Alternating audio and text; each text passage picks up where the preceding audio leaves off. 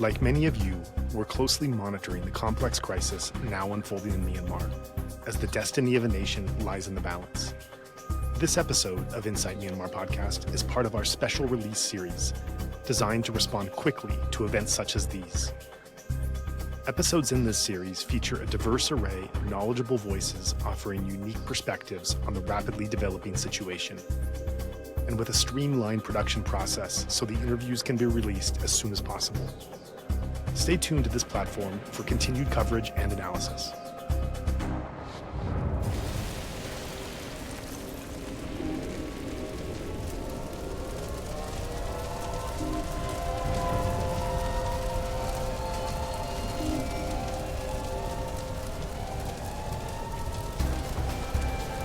The offensive started in Shan State when several armed groups came together under the name the Brotherhood Alliance to launch an offensive against government troops. That in turn triggered other attacks across the country. Since the 27th of October, different ethnic armed groups have made substantial gains in Shan State, Kachin, Sagang, Chin, Rakhine, Mon, Kaya and Kayin states.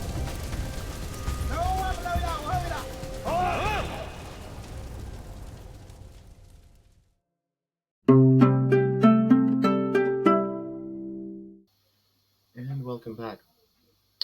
My guest today is going to be discussing a very recent development in the conflict. Many of you may have heard of Operation 1027. It's certainly taken a lot of media attention, and a lot of people are coming out of the woodwork to give a lot of opinions on this. It is a very large and very complicated development. So we're very lucky to have Matthew joining us today, and I want to thank you in particular for joining us despite the fact that you have a lung infection. I understand this is obviously not the easiest thing for you to do currently, so we really appreciate you taking your time. So I'd like to welcome you and give you the opportunity to introduce yourself and your work for our audience. Yeah, thank you for the introduction. Just by background, I've mostly been an aid worker and an academic. My past experience for a number of years with the World Food Program, working in refugee camps, and then assorted emergency situations, both conflict zones, but also natural disasters. Did a PhD at the London School of Economics on strategic studies, specifically on war and post-conflict recovery. Did a lot of research on militias in different parts of the world.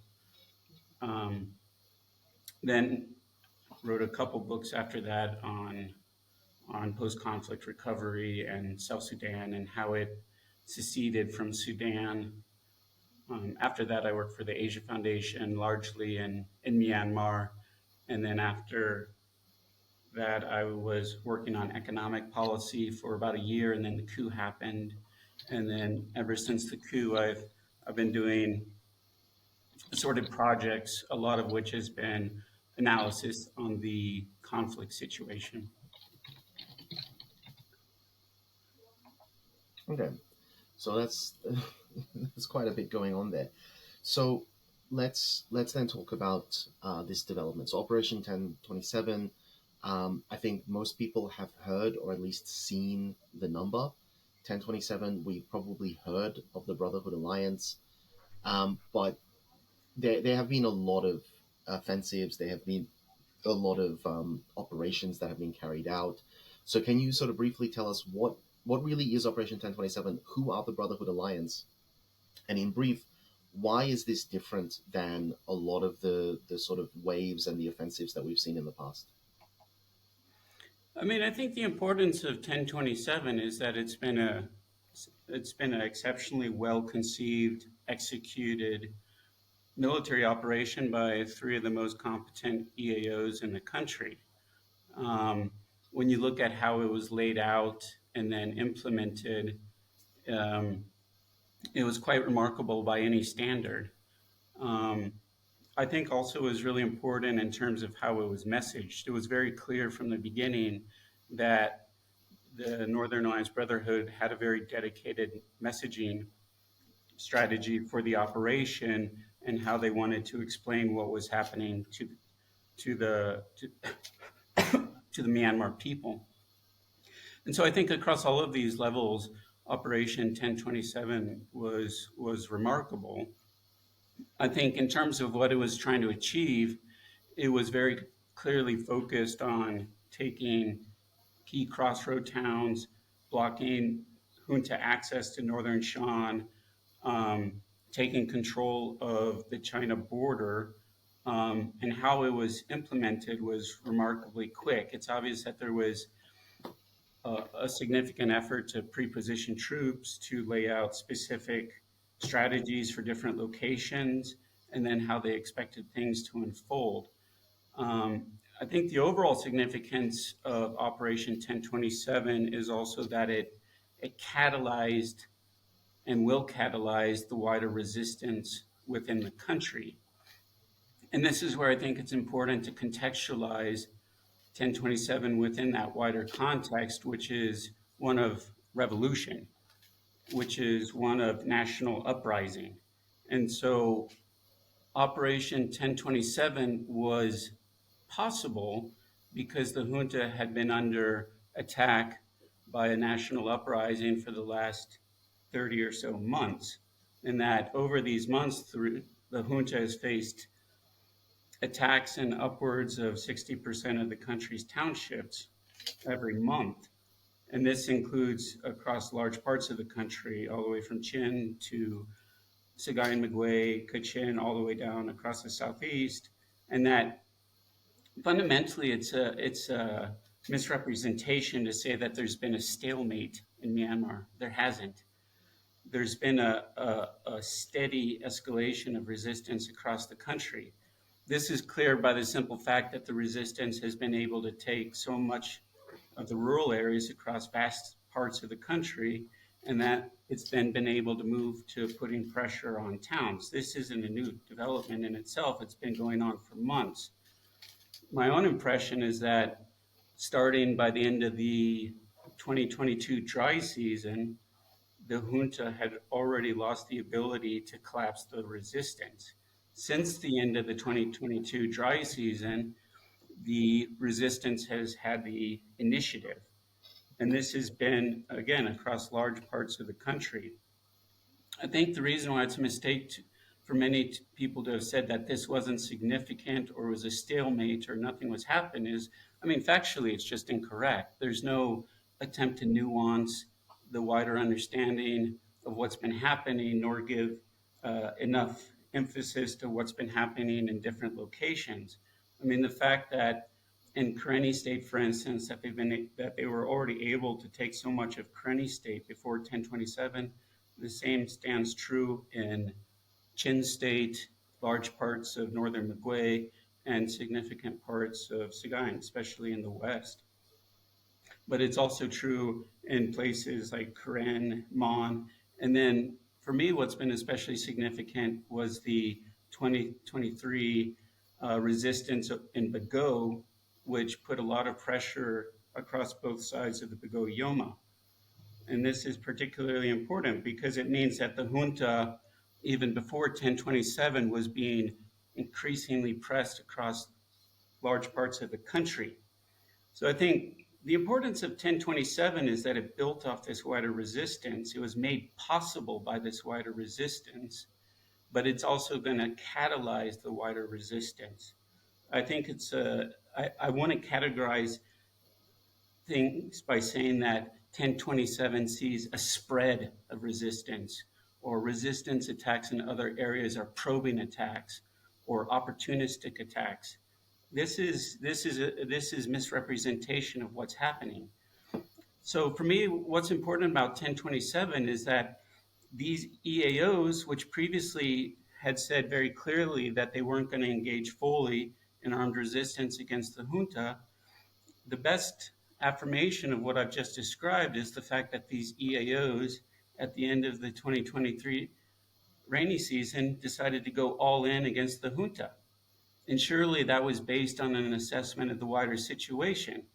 And what they would have been looking at is, to what extent can the junta reinforce northern Shan?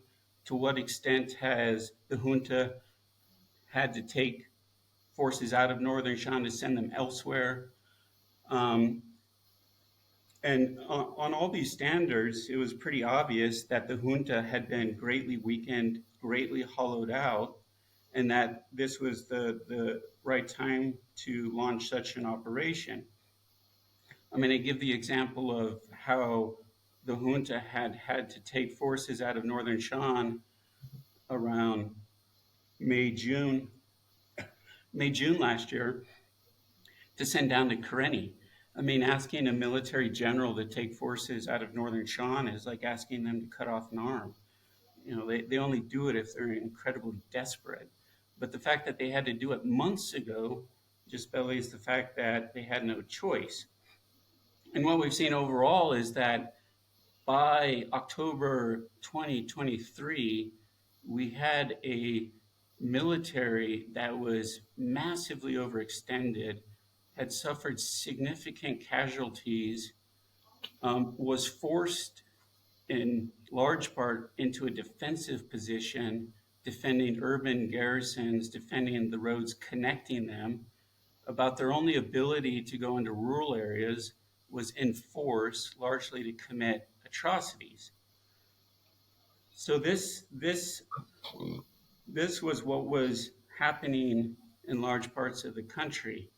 But the importance of 1027 is that I think ultimately 1027 will show it is a milestone, because it's shown that, you know, these notions that the resistance can't take towns or larger chunks of territories is not true.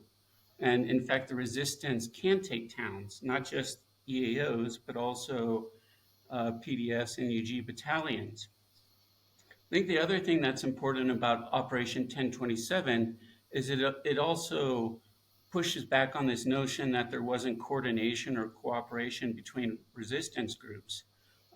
There's been an over tendency to say that, you know, it's pure chaos, nothing significant is happening, it's just a lot of little incidents here and there, but they don't add up to anything. I think this is also mistaken. I mean, what 1027 showed is that there was already extensive cooperation between PDFs and the TNLA that had been going on for multiple months in Western Shan. But we know that PDFs were involved in Operation 1027, so were other groups like the BPLA. We also know that other EAOs were offering direct support to Operation 1027. We should also see that in those first weeks after 1027, October 27, that other actions were happening outside of northern Shan that should be seen within the context of that specific operation. Specifically, the KIA took some significant outposts on the Bamo to Michina town. There was a major push to take Tigyang in eastern Sagaing because it's the northernmost, it's at the northernmost bridge across the Irrawaddy. And then we also saw the fall of Kalin in Sagaing and also the fall of Kamfat. And the taking of those two towns was important because it speaks to the wider logic of what has been happening, which is to deny the junta access by taking key crossroad towns. In northern Shan, this was places like Seni, which blocked access from Mandalay and Punalin, but also places like Namkan, which blocked access from Kachin. Kalin is important because it's on one of the major roads that goes up the western side of the Irrawaddy from Mandalay City all the way up to Michina. Kampat in western Sagaing is important because it's north of the northernmost bridge across the Chinwin River and on the border road that goes to Tamu. So in all of this, what we've seen is a very effective push to play off the weaknesses of the junta, which is that it is massively overextended. It has bled out a lot. It hasn't had the ability to reinforce a lot of small, atomized, dispersed units, and that it is prone to losing towns and wider chunks of territories. I think we should also be clear, even before 1027, significant amounts of territory had already been lost. This isn't surprising. It's common in insurgencies, rebellions, to see large chunks of rural areas happen. The loss of large chunks of rural areas by the regime. I think this is sometimes forgotten that significant parts of Mandalay, well, more northern Magway and Sagaing, certain parts of Mandalay, especially the northern townships, Medea, Tabikin, Singu, and that this has more or less been going on for over a year now. It's been going on for about 15 to 18 months, where the junta has increasingly had less access to rural areas. So I think Operation 1027 was massively important in all of these ways. I think the other thing that's important to think through in terms of Operation 1027 is that one of the biggest challenges for the resistance overall has been the gap in terms of armaments between resistance groups and the junta.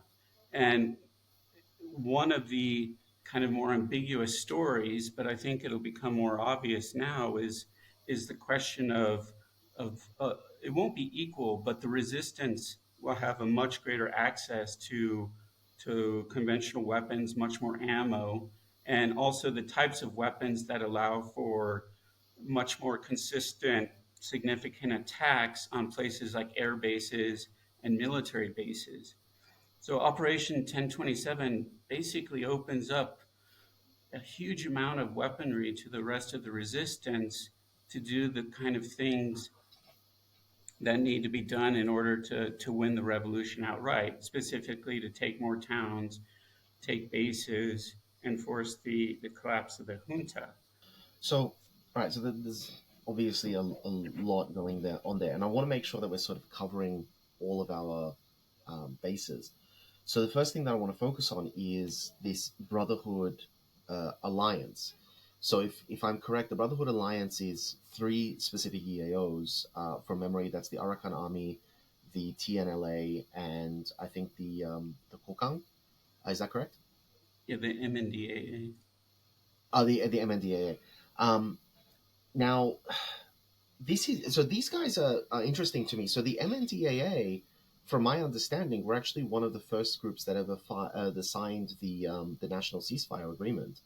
And until about, if memory serves, 2009, when they were pushed back from Kokang, they were actually on good terms with the military. The Arakan Army, for their part, to my knowledge, have not wanted to engage in this conflict at all to date.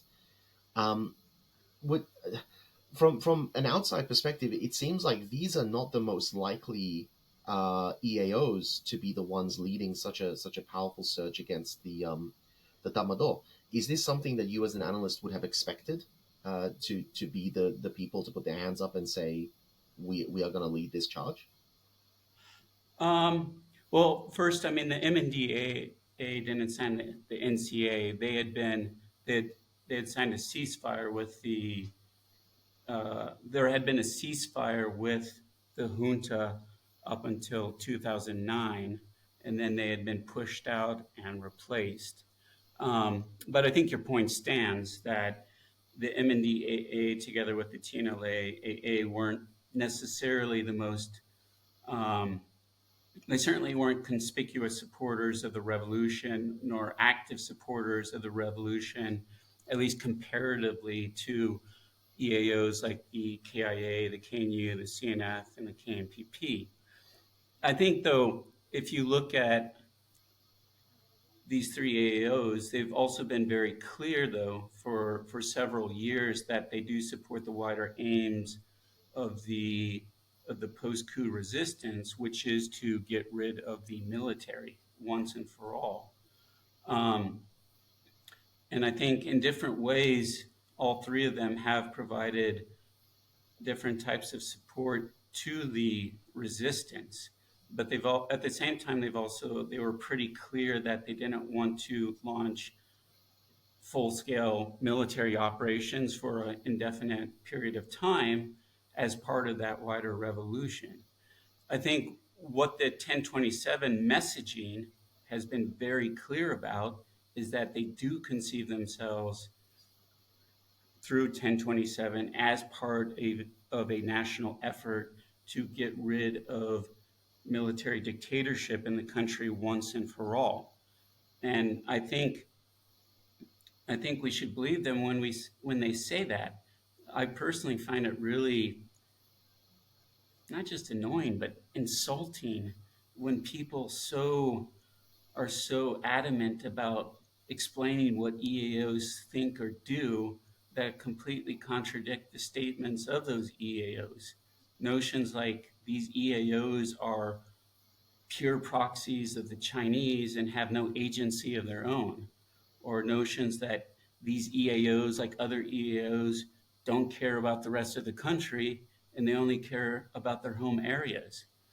I think this is grossly unfair to these EAOs.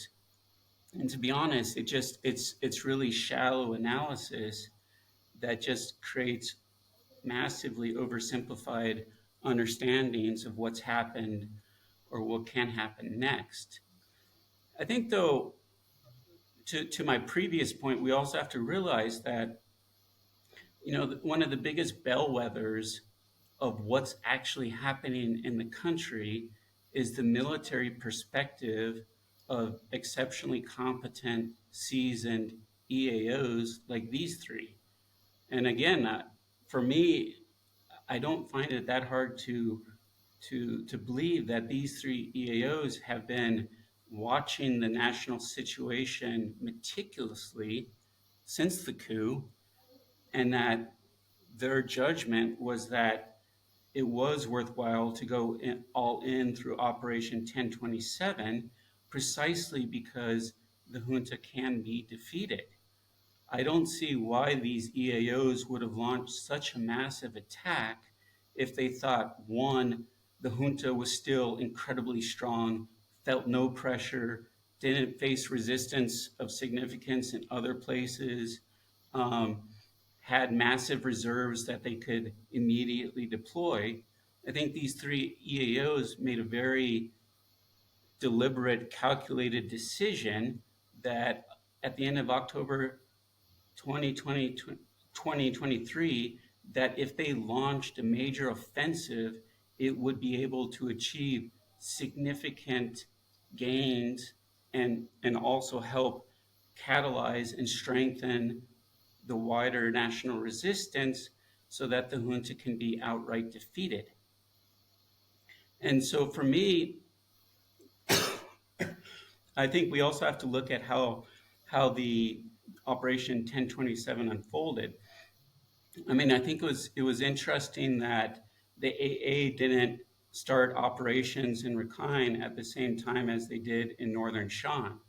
I think they did that for a very specific reason, which represents the wider situation, namely that there's value to letting the junta bleed in areas, and so that you can then build momentum in other areas through concerted pushes.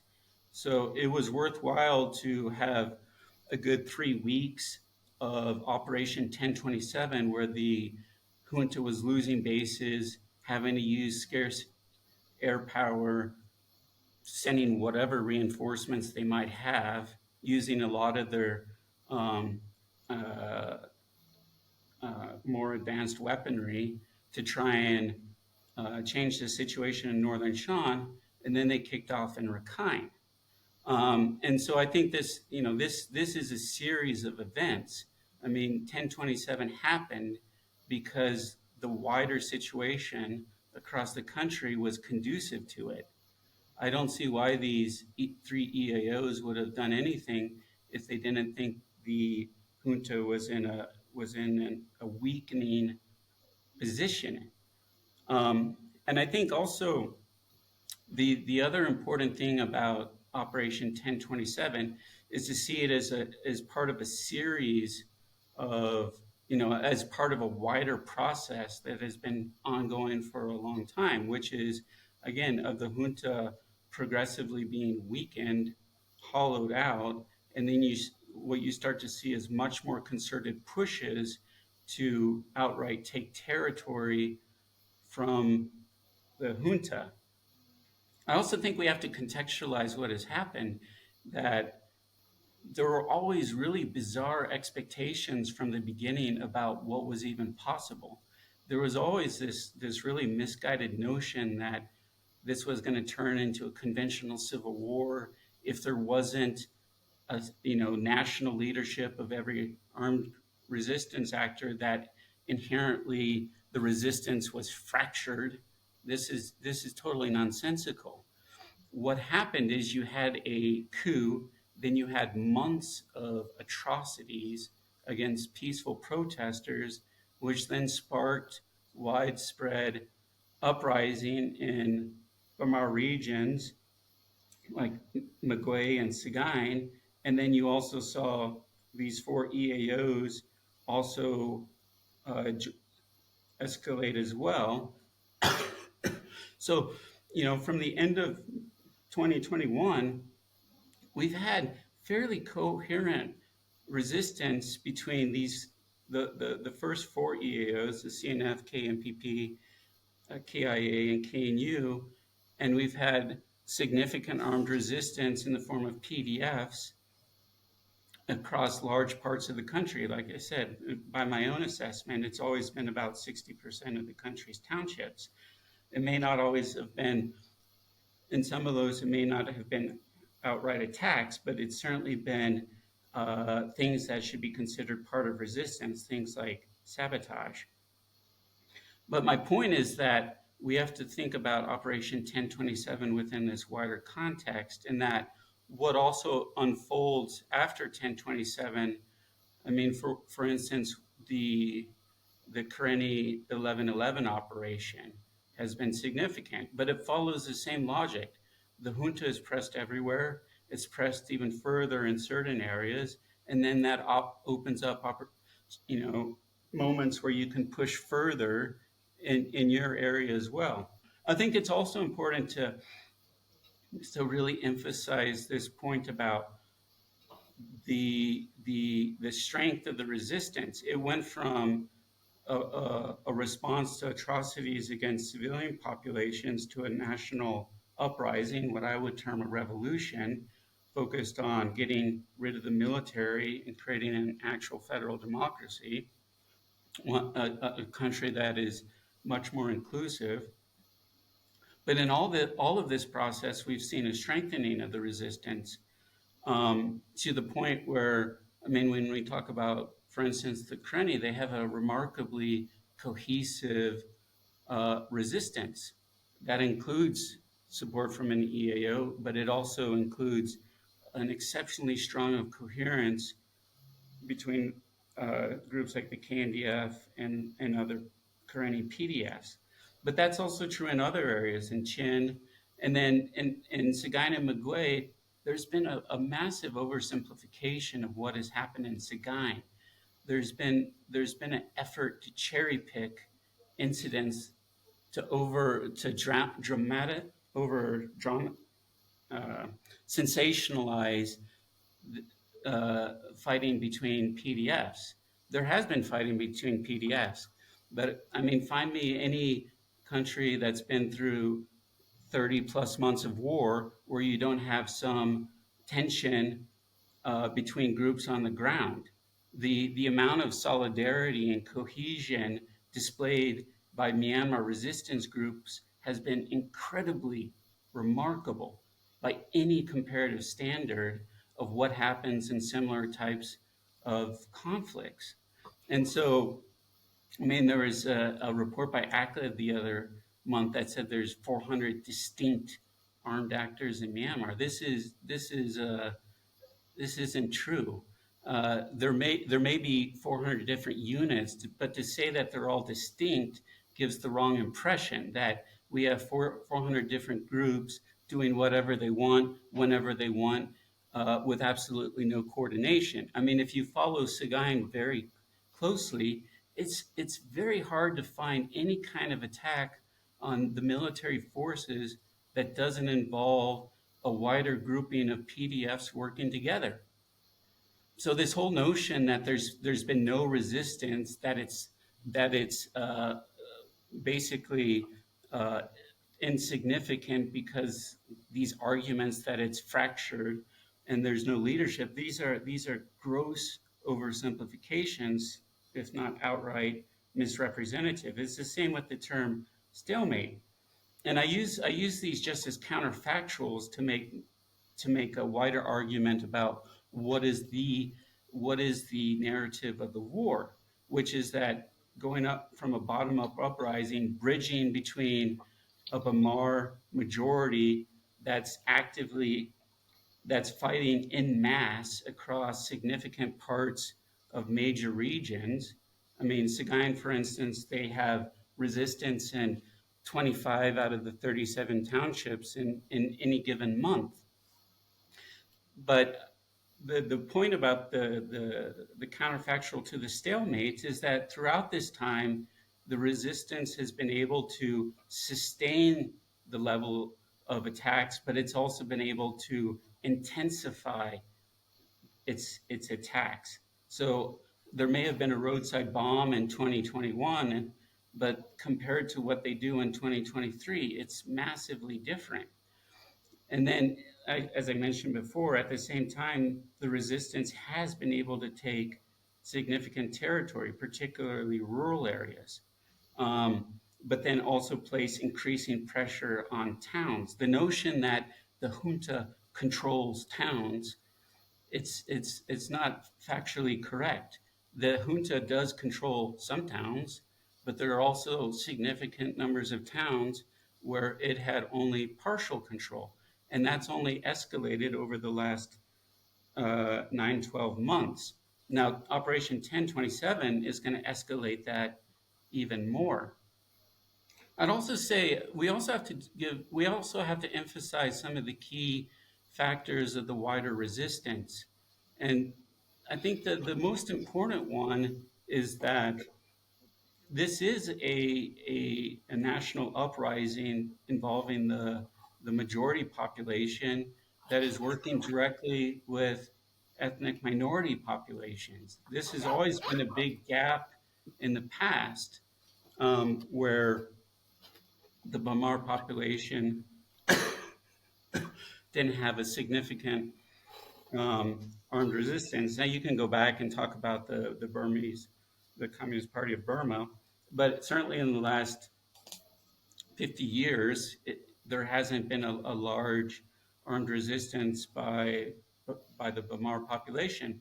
But since the coup, the nature of resistance against the junta has totally changed. This is also one reason I think it's empirically correct to call it a revolution, because it does represent a society at large that does want a rupture with the past and a new beginning. That's something that resonates across the country. But I think we have to give credit to just how much political solidarity, dialogue, engagement has been going on. Yes, there are tensions. Yes, there are challenges. Whatever happens next won't be clinically clean.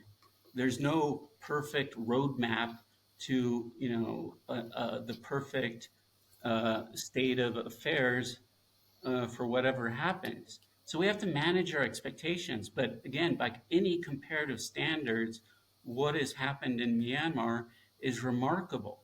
I mean, first off, the fact that there was a national resistance at all was remarkable. This is a junta that for decades has been committing mass violence against civilian populations. This is a junta that committed a genocide against the Rohingya. After the coup, it was already committing mass atrocities. I mean, from a strategic perspective, I think even amongst the junta, they would have to look back and say, even if you just look at it from pure military terms, their blunder was committing so many atrocities across rural parts of Saginaw and Magway because they just lit a massive fire of resistance across such a massive part of the population. So I think in all of this, we have to manage expectations, particularly from Western countries. There's been unrealistic expectations of what can happen, which is also why there's been this kind of fall back into these kind of unfortunate perspectives that there is a stalemate. There was a stalemate. The significance isn't significant. It wasn't capable of doing anything. There's also been a underlying tendency to talk about, the only possible outcome is getting to the point where the military negotiates. And I mean, just look at Sudan.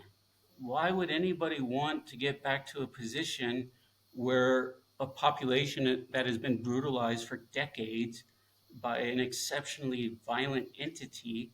Why do we want to get back to a place where we're asking these people to negotiate with what is in fact a genocidal entity? I mean, we did that in Sudan. The whole reason there's still mass violence, ethnic cleansing in Sudan is because there was so much pressure to sign ceasefires and then negotiate with the very actors that committed the Darfur genocide over 2003. So I think in all of this, we have to take a step back and acknowledge that since the coup, there has been a revolution that is fundamentally about getting rid of this military. Nobody wants another transition.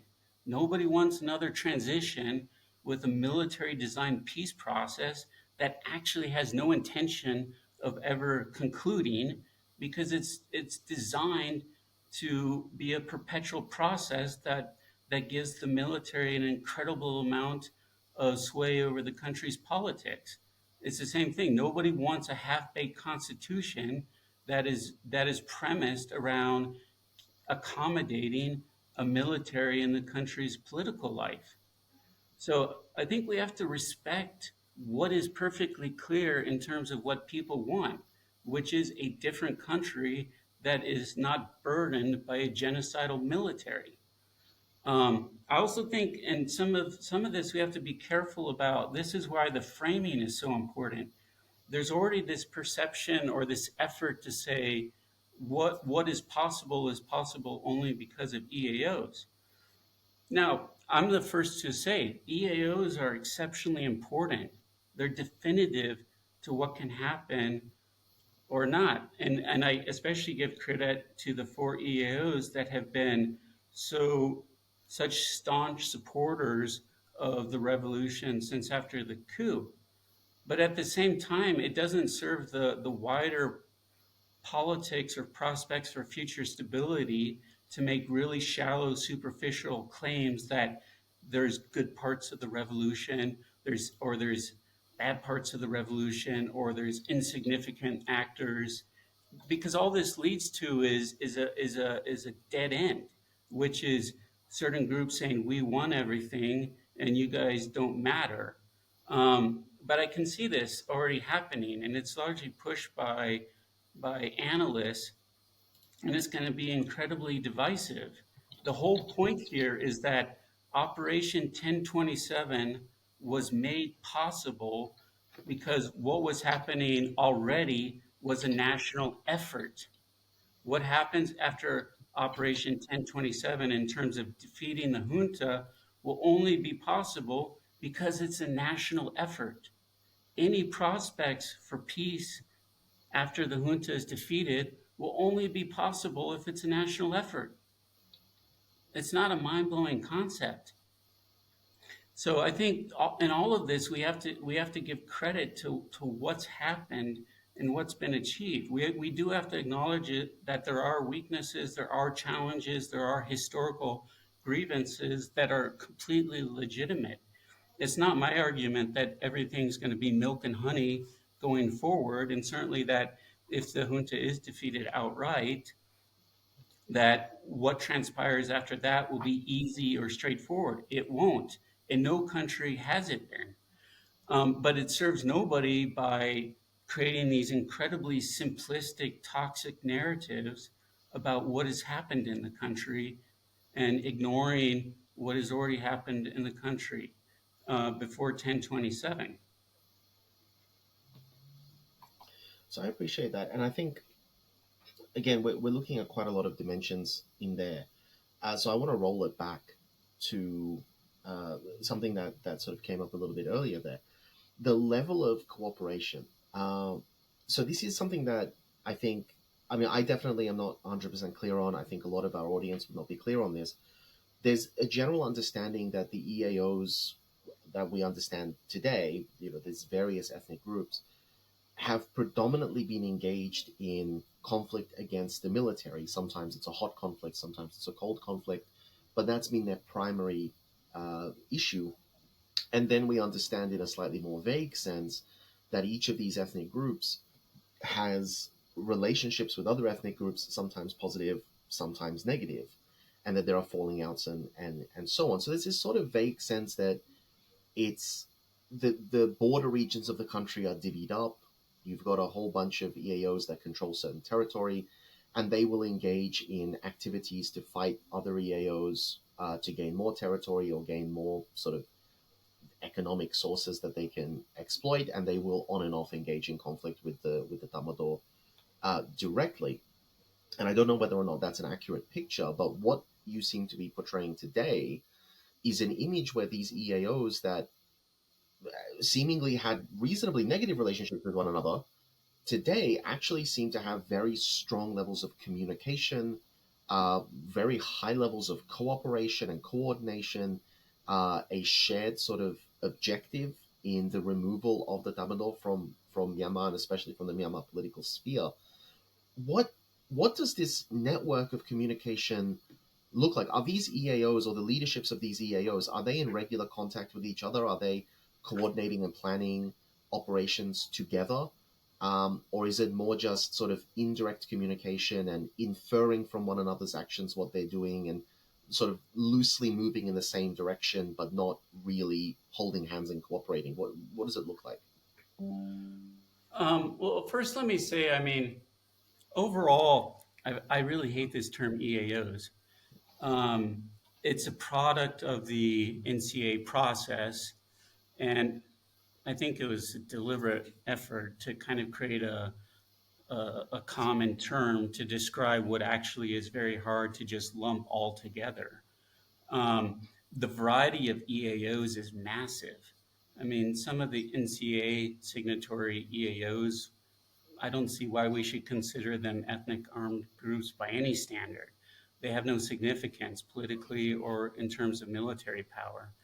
In contrast, we also have, again, we're stuck with the term, but we have a vast difference in terms of EAOs, in terms of social relationships. I mean, the KNU has been a social organization since going back to before independence. Groups like the KIA, i.e. the KIO, have massive interaction with their populations. And so I think, first off, we have to be clear when we're talking about EAOs that we need to try and nuance who are we talking about, and then what makes them significant in their own right. And I think overall there's a need to stop lumping them all together, because we miss out on the political significance of what is happening.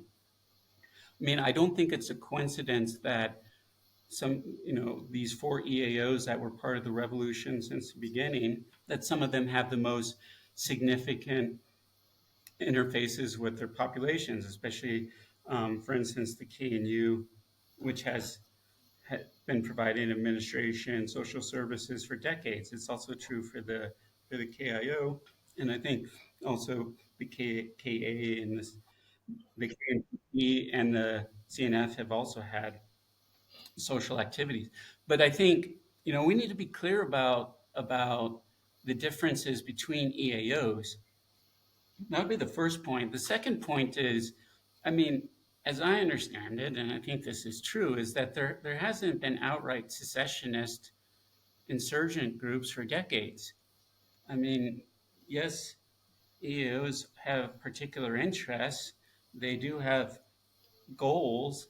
A lot of that goes back to before independence, um, and it's about what is the political settlement in Myanmar, and that it can't be a Bamar nationalist country that marginalizes ethnic minorities systematically. That fundamentally it requires a political settlement that allows for autonomy and self-determination, i.e., some kind of federal system.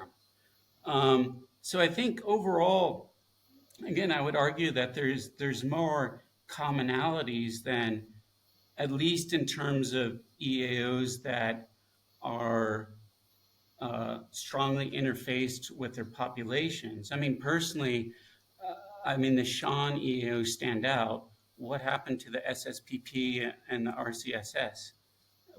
What happened to these groups? Like, why, when atrocities were being committed, even in Shan State after the coup, they chose to do nothing. And ever since then, they've said that none of this adds up to anything, and we're just going to mind our own business and focus on what we want to focus on. But they're outliers. I think what's been clear, at least in terms of significant EAOs, let's talk about EAOs that actually have political weight and military power, not all these marginal NCA signatories that were put into a peace process so that the military could say that we have all these ethnic armed groups participating just to chalk up numbers. But in terms of EAOs that carry weight and significance, since the coup, there has been enough critical mass of resistance to make it viable as a national resistance. We have resistance all the way from Chin down to Karen, Mon, Tanatri, all the way up to Kachin, and then all the way over to Karenni as well. Plus we have resistance across major Bamar regions. This is a critical mass of resistance. Now, in terms of EAOs, and I hate that term, but I think this is where we have to read and appreciate what the EAOs themselves are saying. I mean, that's where I fall back on my earlier point about the 1027 messaging. And none of this messaging have they said we only care about our own areas and we don't believe in the wider revolution and our only goal is to kick the military out of our own areas. There's been very clear messaging from the Northern Alliance Brotherhood throughout Operation 10. I mean, they created their own Facebook, account. They had the Twitter account. All of the messaging from them has been perfectly clear that they see themselves as part of a national effort to get rid of the military junta. It's the same with the other EAOs. For instance, the KIA and the KNU, CNF, KMPP. I mean, how many times do these groups have to say that they're part of a national effort before we start believing them? Personally, I believe what they say. It's none of my business to say, well, actually, they're all lying, and that if they do anything, it's because of the Chinese, and actually, they really just care about their own immediate areas. I think part of this also is that there's a litmus test about what is the political goals of EAOs. I mean, again, I'm particularly skeptical of the RCSS and the SSPP. I also have grave doubts about the NMSP adding up to anything in the future, because if you didn't stand up during this period of time, I'm not sure what your value added is to the wider country in terms of creating a federal democracy. Like, this was kind of the do or do not period of time. So my point is that I think with EAOs, we need to be specific about what groups we're talking about, and that between the Northern Alliance Brotherhood and the 4 EAOs that have been part of the national resistance since after the coup, that there is an exceptional amount of consensus and solidarity that and the shared goal to get rid of the military and create a different kind of country based on federalism and democracy. And we can nuance that. I mean, yes, there is a lot of there's going to be have to be a huge amount of negotiation to define what actually federalism means. Um, also, and also in terms of democracy, and different emphasis will be placed by different actors on different aspects of what those two terms mean. But in all of this, I think we have to get away from this point of trying to, uh, I would say, negatively stereotype EAOs as all having the similar beliefs and fundamentally being these selfish groups that only care about their immediate areas. And that we also have to give due credit to EAOs that, because they do have so much to offer to getting rid of the military, that do step forward and say, we are part of this national uprising, this revolution, and we're going to see it through to the end. I mean, in the 1027 messaging, they've been perfectly clear. They want to get rid of the military completely. They're not pushing for negotiations with it to come to another transition. They want to get rid of the military. They see it as a national effort.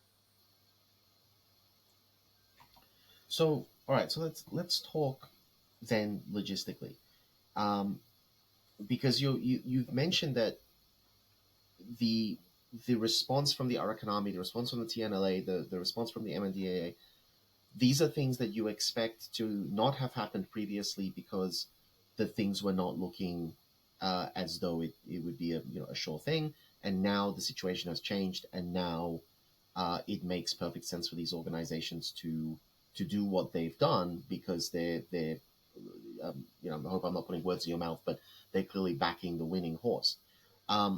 So what has changed, like on the ground? What is the reality on the ground prior to 1027, which would have galvanized these years? Because what we saw was, from last year, from 2022, we saw reporting that basically said that the territory that was controlled, for whatever value of control we're going to use, the territory that was controlled by the NUG, which is, let's say, the ability of the NUG to operate openly, have officers that would not be arbitrarily bombed, collect taxes, provide some level of administration, possibly education, possibly healthcare, was a very, very small minority of the country, predominantly focused in Sagaing and Magwe.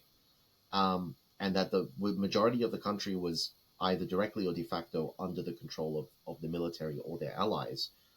So what was the situation prior to 1027 that would have made these organizations look and go, yes, now is the right time for us to get involved? Well, first, I don't think that was how I characterized the AA perspective, that nothing was happening. I mean, my point was that the AA and other EOs, the TNLA and the MNDAA, would have been looking at the wider military situation, and I don't think they were concluding that nothing was happening. I think what they were concluding is that the military is being hollowed out through massive resistance, and that there's no point in immediately jumping in because the junta is already being actively weakened, actively hollowed out, and suffering large casualties. So I don't think I didn't say that the AA was of the perspective. I mean, I'm not part of the AA. I don't know what they think, but my perception is that they weren't thinking that the junta is feeling no pressure, that the junta can fight on multiple fronts, that this is a stalemate, that ultimately there's going to be negotiations. I think what they were seeing is that the junta was being weakened, that the junta was still weakening, and that if they, again, at the end of the 2023 dry season, rainy season, that this was the time to launch a larger coordinated offensive, precisely because the wider trajectory was one favoring the resistance. Like, as of October 26, the trajectory of the conflict was favoring the resistance. This is bellied by the simple facts on the ground. Despite all of the atrocities, despite the air power, despite the imbalance of weapons, as of September, October 2023, over the course of the rainy season, the resistance was as strong as it had ever been. The junta was not pacifying the resistance. It was not spreading control. I mean, the junta was not, strengthening its position. It was still losing strength.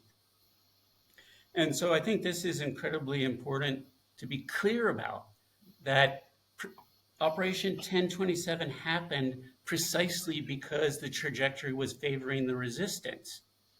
And that with concerted pushes, it became clear that there was a good chance of outright defeat of the military. And I mean, this is even, when you look at, even people who said it's a stalemate, which is a complete misnomer of what was happening, conceded that the resistance had control of, large parts of the rural areas of Sagaing. And so I think also we have to be clear about the AA as well. I mean, it's a perfectly rational, understandable position to keep Rakhine calm as much as possible. I mean, the Rakhine population had suffered immensely in the years before the coup. So from a perspective of the AA, if the military is being actively pushed back across large parts of the country, there's a very logical decision to say, look, let it keep happening. Let the junta keep leading. At the same time, we need to let the Rakhine population have some calm so that it can recover from the conflict that had been in Rakhine in the previous years. There's also an imperative to say we need to further the AA administration, justice, policing to consolidate control that had been achieved in the previous years. But let me push back on the notion that the resistance before 1027 was marginal and weak. This is completely untrue. I mean, the fact that Sagaing, we've had a saturation of armed resistance that has never declined since basically about September, October of 2021. And that this resistance has been remarkably stable. This has also been true in northern Magwe, and then over, as I said before, since the end of the 2022 dry season, the resistance in regions has greatly expanded. For instance, in the townships north of Mandalay City and in the townships southwest of Mandalay City along the eastern bank of the Irrawaddy, we've also seen expansion of resistance into the more central parts of Magwe. And then if you look at other parts of the country, I mean, the junta in Chin has been confined in urban garrisons since the earlier parts of 2022. The same in Karenni. I mean, the junta long ago lost access to the Thai border in Karenni. And this is also true in the southeast, where we saw a massive escalation of resistance across Tanantri, and then also in key parts of Karen, where there was a KNU affiliated report that was released the other day that showed very clearly that in KNU areas, they've been able to massively expand the school system, and they've taken dozens and dozens of outposts. I mean, basically, they've recaptured a lot of what was lost in the early 90s. And then the other significant thing is that over the course of the first 3 quarters of 2023, the KNU was able to massively expand into Bago. And this is, as I mentioned before, both sides of the Bago Yoma, to the point where there have been attacks directly on the Yangon-Naypyidaw highway. So all of this is not a stalemate or declining resistance. This is an expansion of resistance. We should be clear about that. I also think it's a misrepresentation to think that it's just random. I mean, what has been happening has been very strategic. I mean, take what happened in Karenni. I mean, there's been a very clear push by Karenni to put pressure on these towns in Picone Township, like Mobie and Picone, to deny the junta access to Karenni State. It's the same thing in Chin.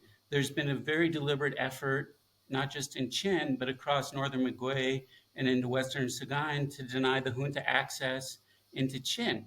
This is why there hasn't been any major reinforcements that has reached Chin since the end of the dry season in 2022. So I think in all of this, we have to accept that this hasn't been a failing resistance. What we've seen is that a military that has used exceptional amounts of violence against civilians has been unable to squash the resistance. And that there's a simple counterfactual to all of this, which is, if the resistance was so weak, why wasn't it collapsed by the junta? And the point is that the junta couldn't collapse it. They've tried for years, literally years, and they haven't been successful. The only place where we haven't seen significant resistance is in Irrawaddy. And it's also true that the level of resistance has gone down in Yangon. That's very trackable if you keep data on it. But in no other part of the country has had resistance gone down over 2023. And the other thing that I think we also have to be very, very clear about is the extent of collaboration between different actors. I mean, there has been joint operations between EAOs and PDFs since May of 2021, i.e. since the very start of the PDFs when they were mandated by the NUG on 5 May of 2021. A lot of this was pioneered by the KIA because they saw the value, both, I think, politically, normatively, and in terms of military operations, that it was worthwhile to collaborate because they could extend attacks into Sagaing and support PDFs to spread resistance across Sagaing. But in a lot of these places, it's very rare to see where EAOs don't act in direct partnership with PDFs. The exceptions would be in kind of historic parts of EAOs. I mean, for instance, Wangmao Township in Kachin or Papun Township in Karen. But in all these other areas, we've seen extensive collaboration between new armed actors and also the older EAOs. So this has been one of the biggest examples of strength, that there is this collaboration on the ground. And I think there's too often there's this effort to kind of create a perception that, yes, there's some PDFs, they all fight together against each other, they don't have any significance. But I mean, the simple fact is, if all these PDFs were so useless, why would the EAOs keep investing in them? Why would the EAOs do operations with them? Why would now, through 1027, why would EAOs be working with them? I mean, the Mandalay PDF NUG battalions have been some of the core participants in Operation 1027, specifically with the TNLA across Western Shan. So in all of this, there's been a lot of things that have been happening already.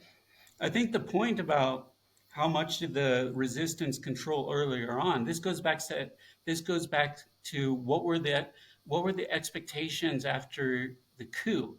And I mean, there was always this bizarrely naive, though I think sometimes very deliberate by certain groups, to say that there could be no national resistance. It just won't happen. And it was always because of this inherent desire to say that the only way forward is to have some kind of negotiated process that goes back to some kind of accommodation with the military. I think so. There's been this huge amount of confirmation bias saying that there will never be a resistance and it'll never be able to work together and it'll never be able to do things like take towns, et cetera, et cetera, et cetera. And this has all been proven wrong. Like there has been a national resistance.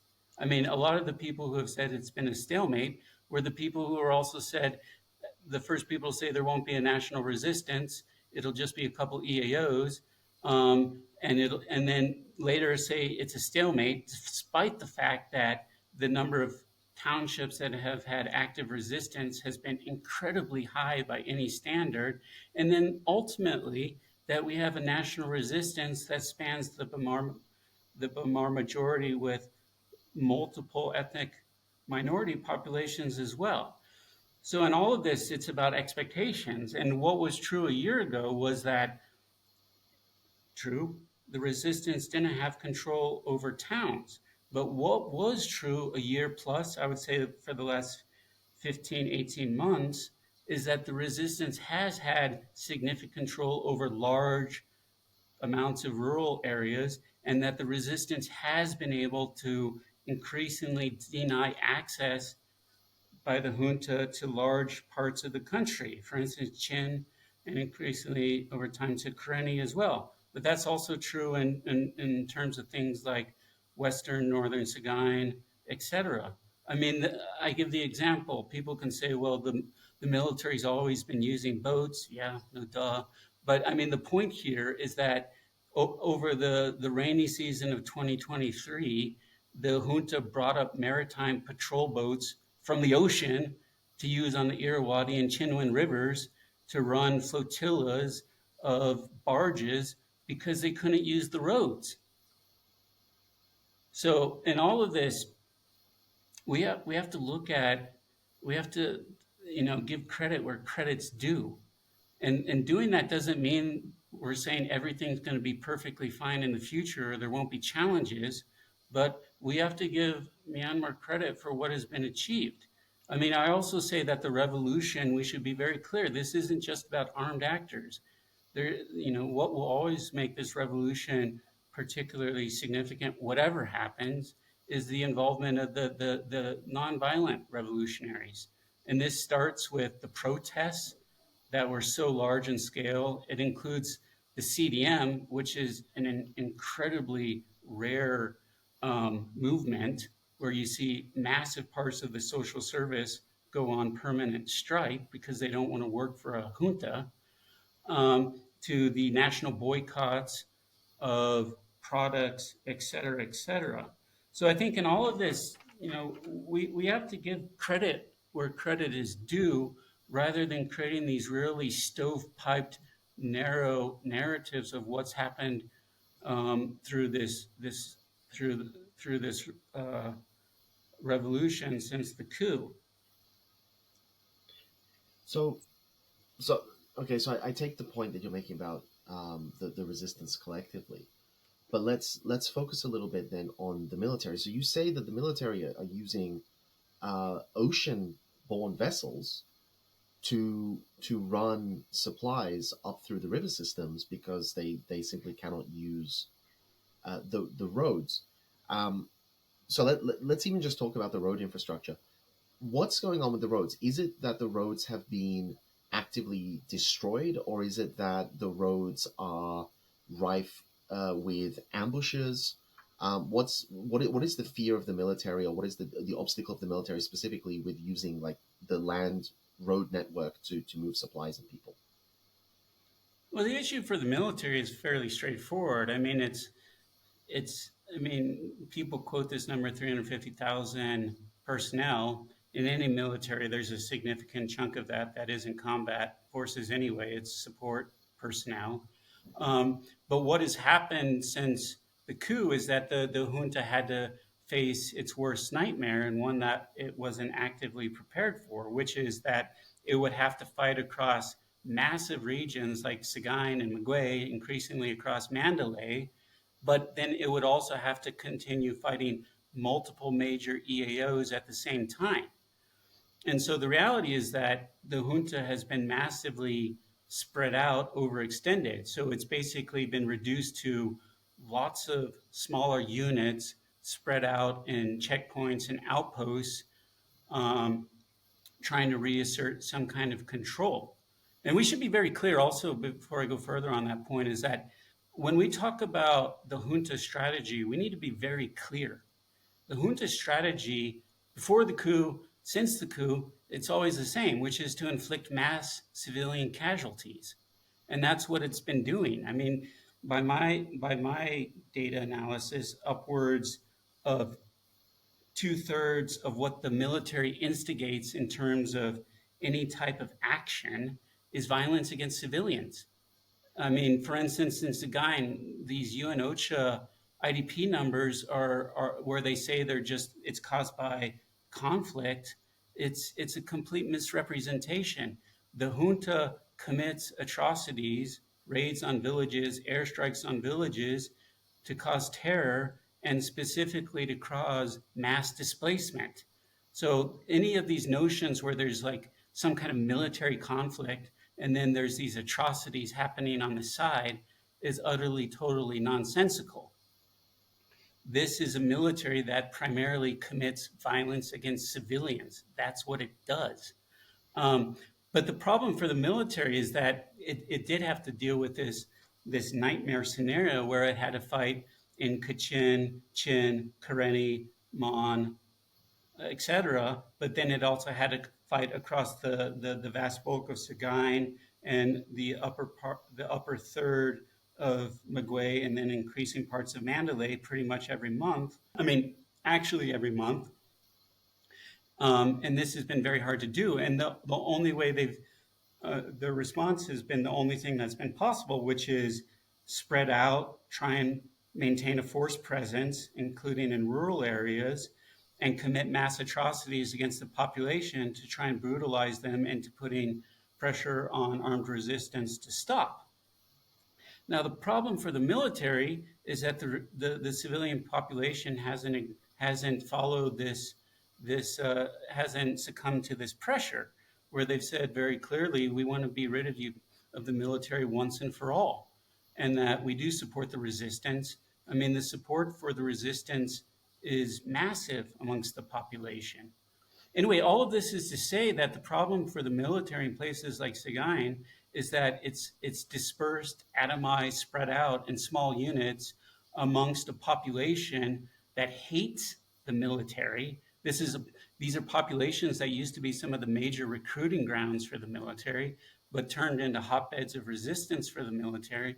And that over the last 12, 18 months, the ability of the junta to maintain a presence in rural areas has collapsed, and that the junta has been forced into defending access along the highways, and then felt increasing pressure in towns to the point where they've lost partial control of quite a number of towns even before 1027. And the challenge for the military, and I find this telling about the junta leadership, is that they've had multiple years to do it, but they've never invested in armored troop transport.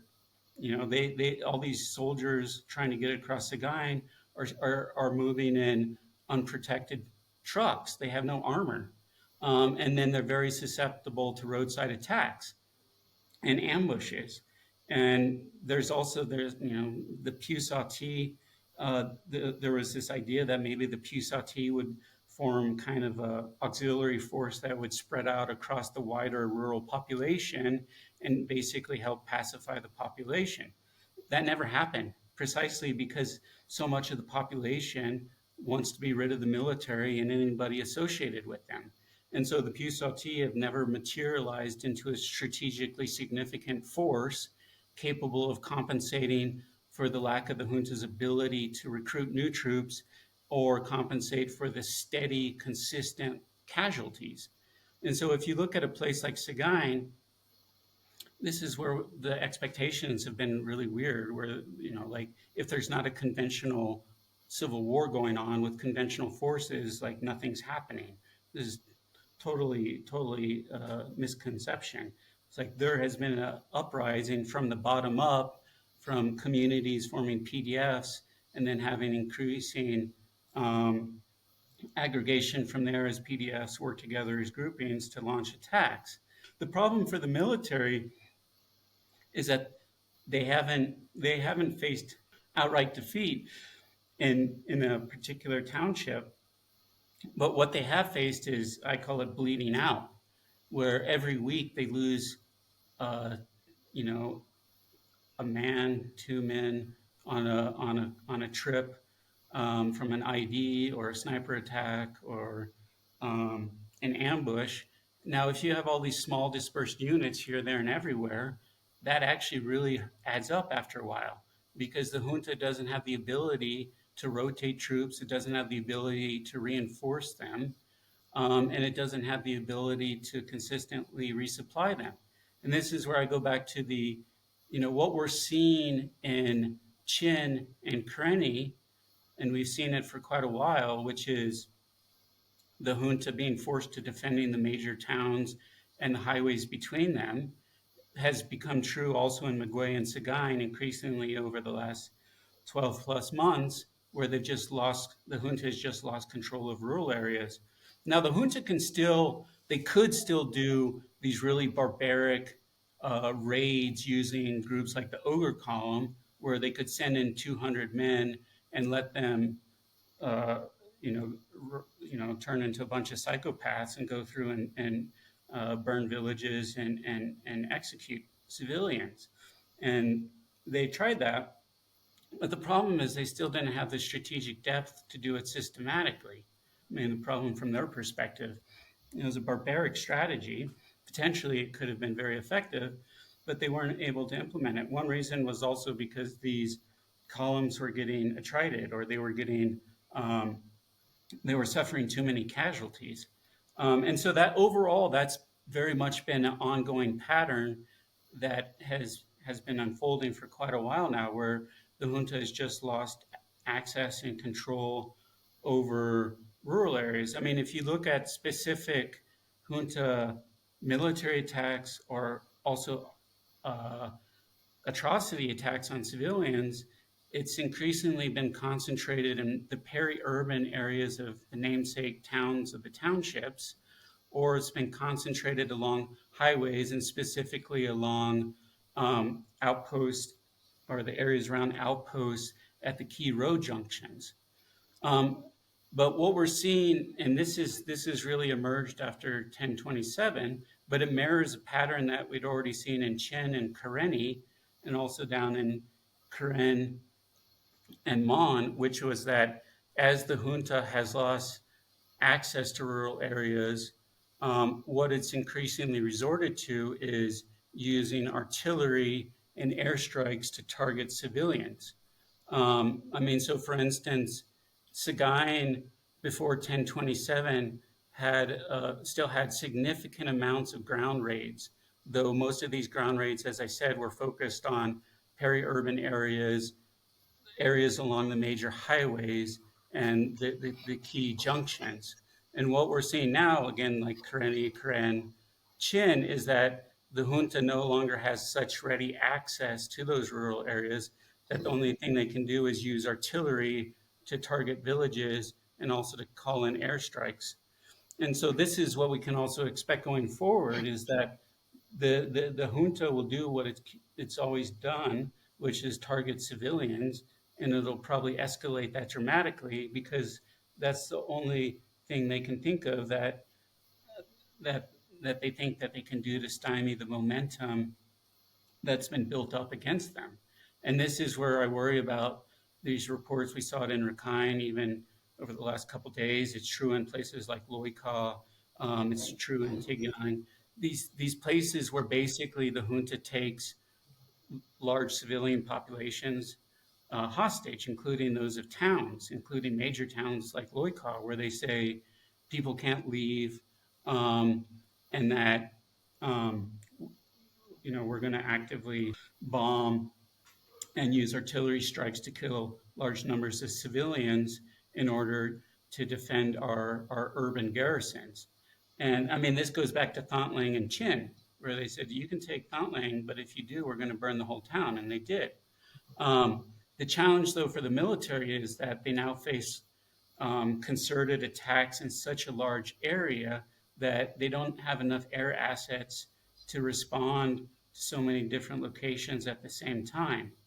And then I think that's going to be very difficult for them. My own impression is that, like we saw with those police outposts up in northern Rakhine, that we'll start seeing tactical withdrawals of the smaller outposts because the junta sees that they simply can't keep all these rural outposts plus keep their towns, and that they need to consolidate forces while they still can.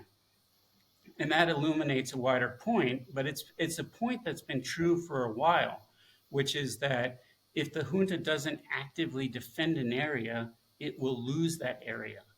That's not a 1027 threshold. 1027 will escalate that massively, but it's a situation that's been going on for a while, i.e., why has the resistance been able to take so much rural areas? Because the junta can't defend it, and the junta and the resistance takes control of it. And so this has been a massive threshold crossed where the junta is now in a zero-sum game. They either give up a place and consolidate, but they have to start making these stark black-white decisions. They keep places or they lose places, but one way or another, they are going to lose territory.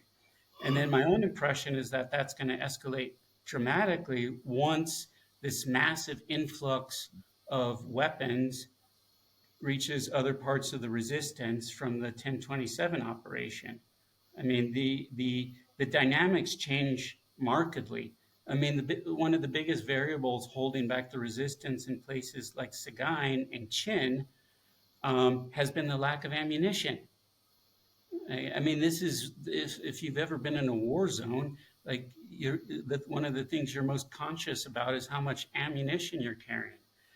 So I think in all of these places, we have to look at some of these stark issues on the ground. From the junta perspective, it's can we move between garrisons, outposts, strong points? If we do, how much are we going to bleed for it?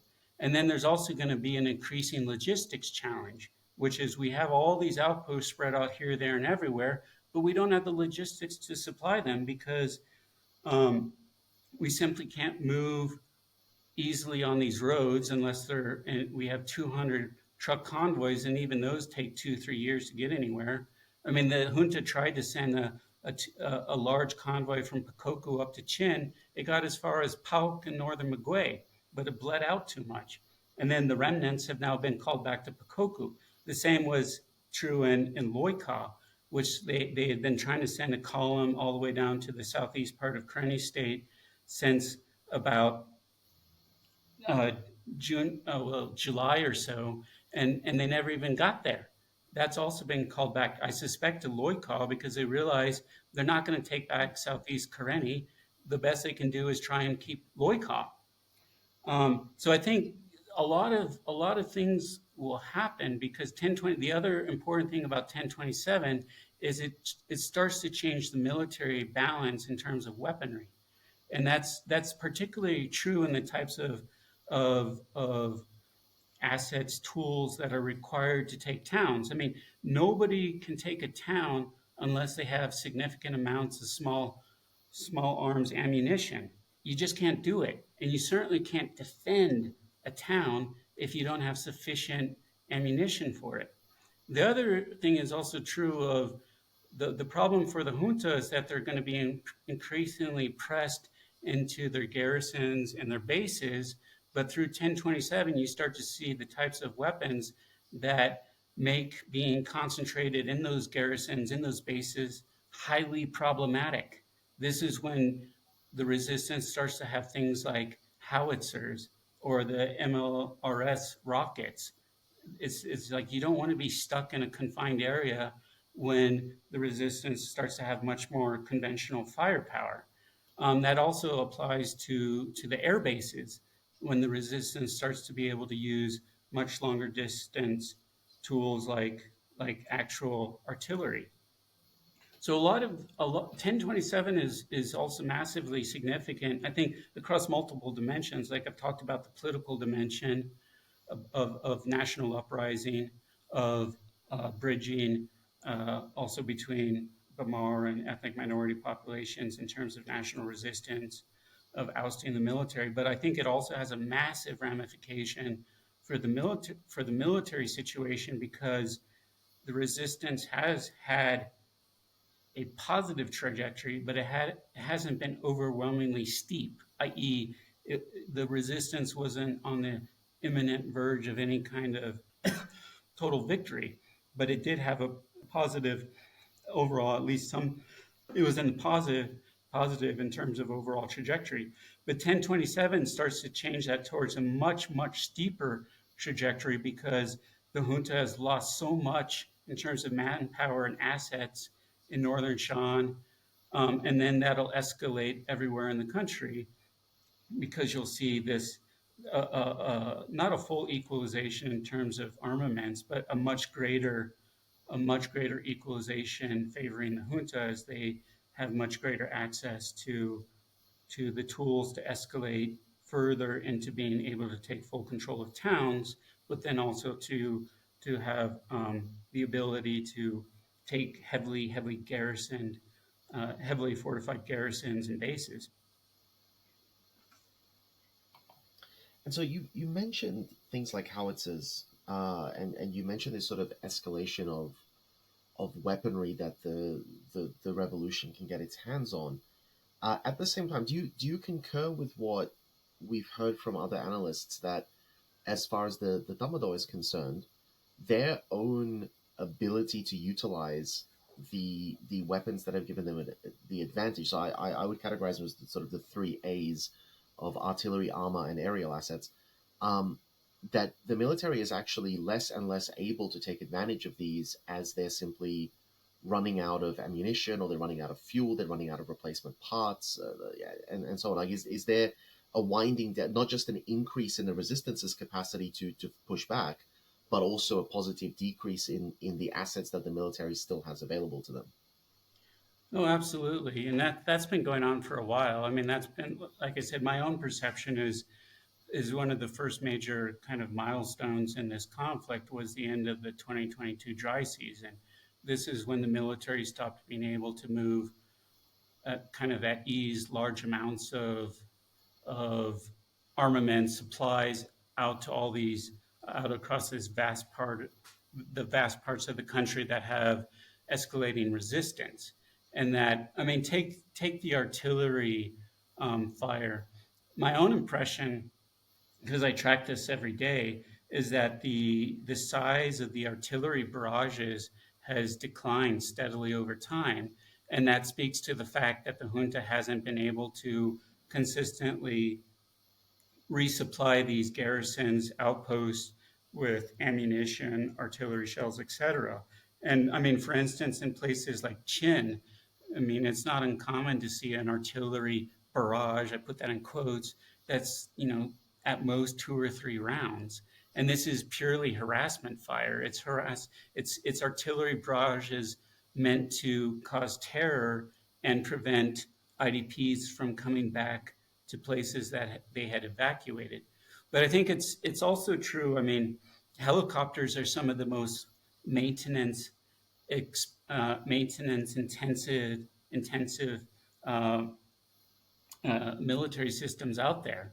And the junta's ability to use these has diminished. I mean, for instance, if there was ever a place where you wanted to use mobile helicopter-borne troops, it's been in this type of conflict, because you would want to move troops to rapidly reinforce places that are under pressure, and then also be able to then extract those forces and redeploy them somewhere else that also has issues.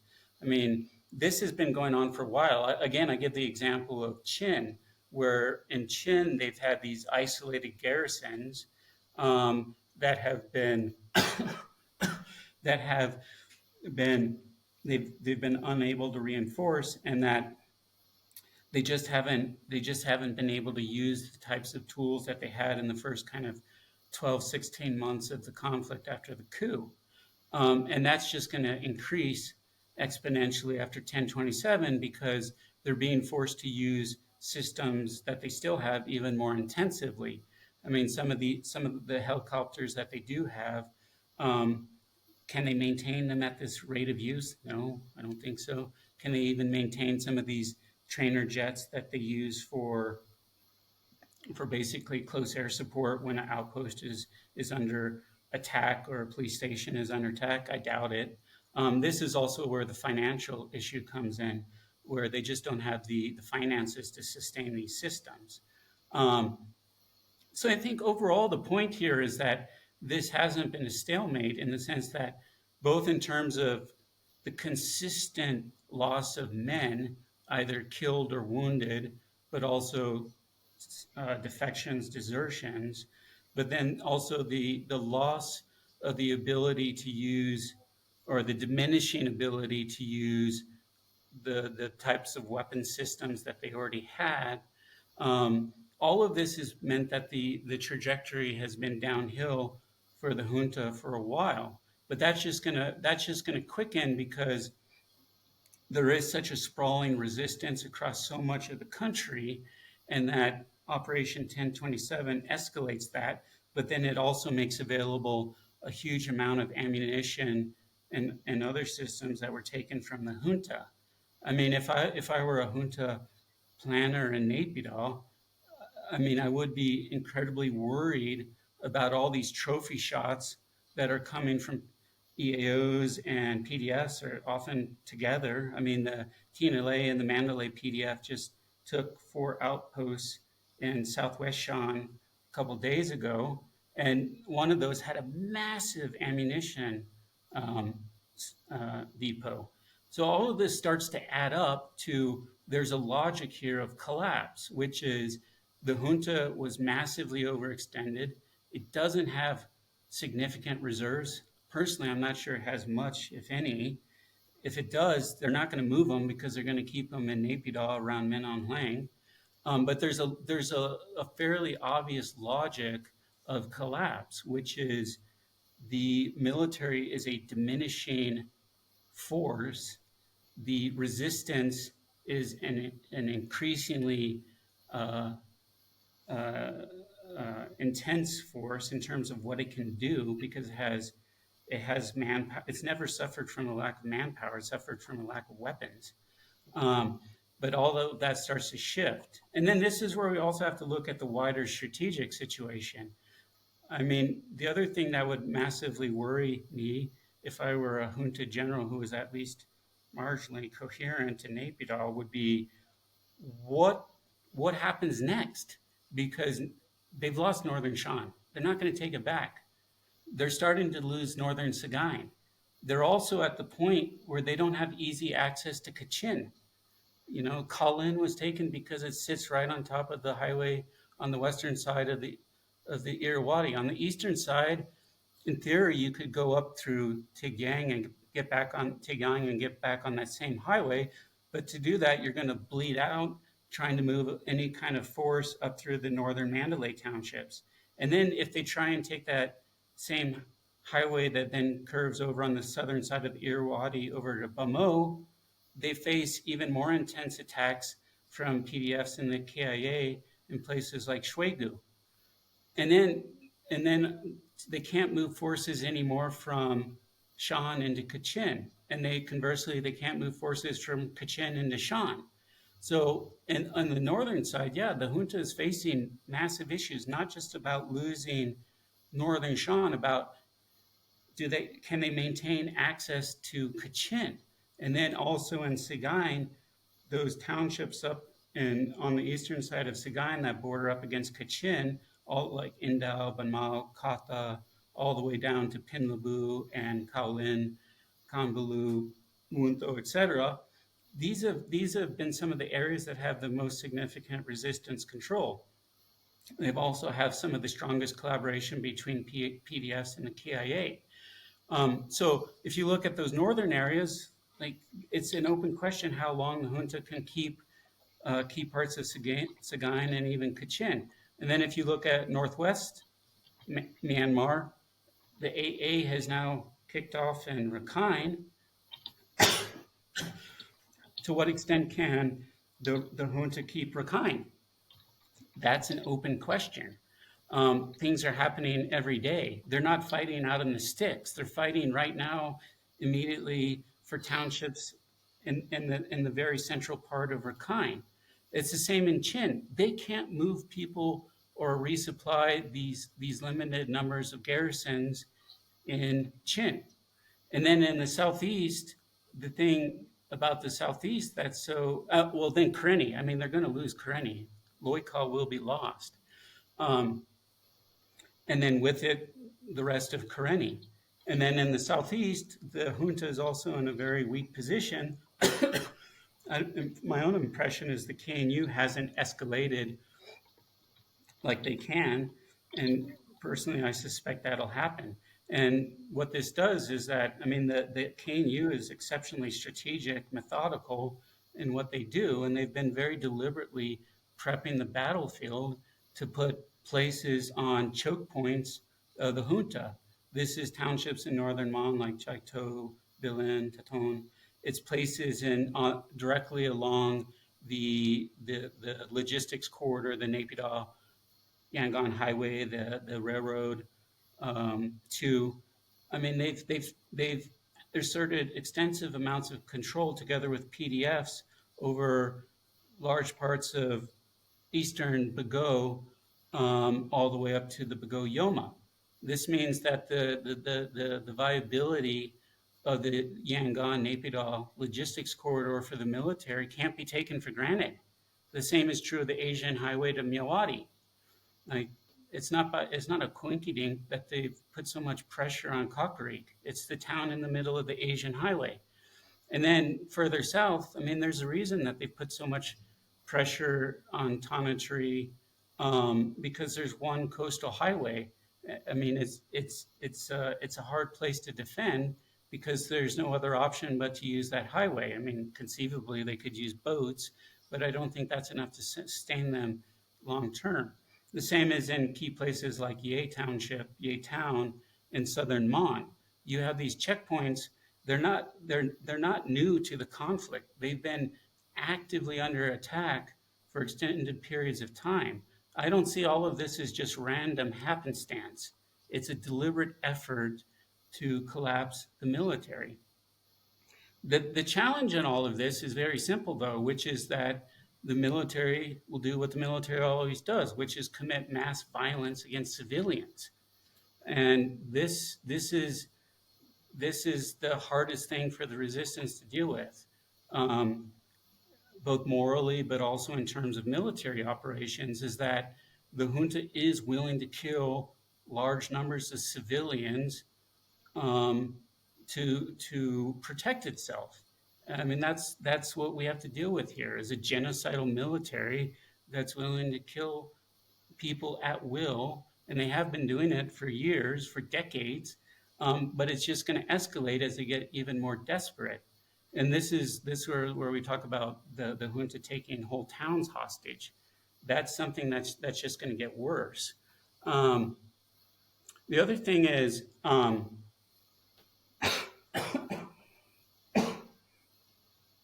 we have to, when you look at what's happening in places like Loika, we've already seen very clear examples of this, where also in Tigayang, where they've conducted massive amounts of aerial bombardments, purely targeting civilian areas to cause massive civilian casualties. And again, this isn't totally new, but at least since the coup, we saw this first happen in Thant Lang. But this is a real worry for what happens other places too. But this is one of the hardest things for the resistance to deal with, because the resistance actually values life and doesn't want to see large numbers of civilian casualties. But that's the leverage that the junta will play with, because they're very experienced in doing this, and they're very, very willing to do it. I mean, just talking about this, like over the last few days, we've had reports of something even more sinister, although quite common for the military, that young men around the age of 20 are being simply abducted and press ganged into military service. The reports that I received were approximately, I think it was 20 men or something per township in Yangon per day are being abducted, which is heinous, but it shows the military's desperation. And the question on this whole dimension is, does the military genuinely think that this is going to help? I mean, everything so far should have shown them, and you've highlighted this as well, that their fundamental misstep was their barbarity and their cruelty after the coup. Do they genuinely think that doubling down on that at this point, after 2.5 years of revolution, is going to achieve anything, or are they just angry and petulant? To be honest, it could be a bit of both. I mean, they've tried this with Pusati. I mean, we have to be honest. There are significant numbers of Pusati that were also press ganged. But the reason why the Pusati were never became a strategically significant force is because even with press ganging, plus all the volunteers, there were plenty of volunteers, but they never became a significant force because there just wasn't popular support for it. And that they can do some of these things, but it just doesn't add up to anything that's going to change the wider situation. If it does anything, it'll probably exacerbate the situation for the junta because it'll just intensify the resentment of the junta for their violence against civilians. And violence includes things like press ganging people. But I don't think it's hard to see how the junta can generate enough forces to compensate for what they've lost, much less generate enough forces where they can do any kind of significant offensive that would retake territory. I mean, my impression at this point is that the junta is going into full bunker mode. I mean, this is both in areas even where they've had stable control. I mean, if you look at Yangon, there's clearly been an escalation of arrests. And then you also see these things like the press gang in Yangon.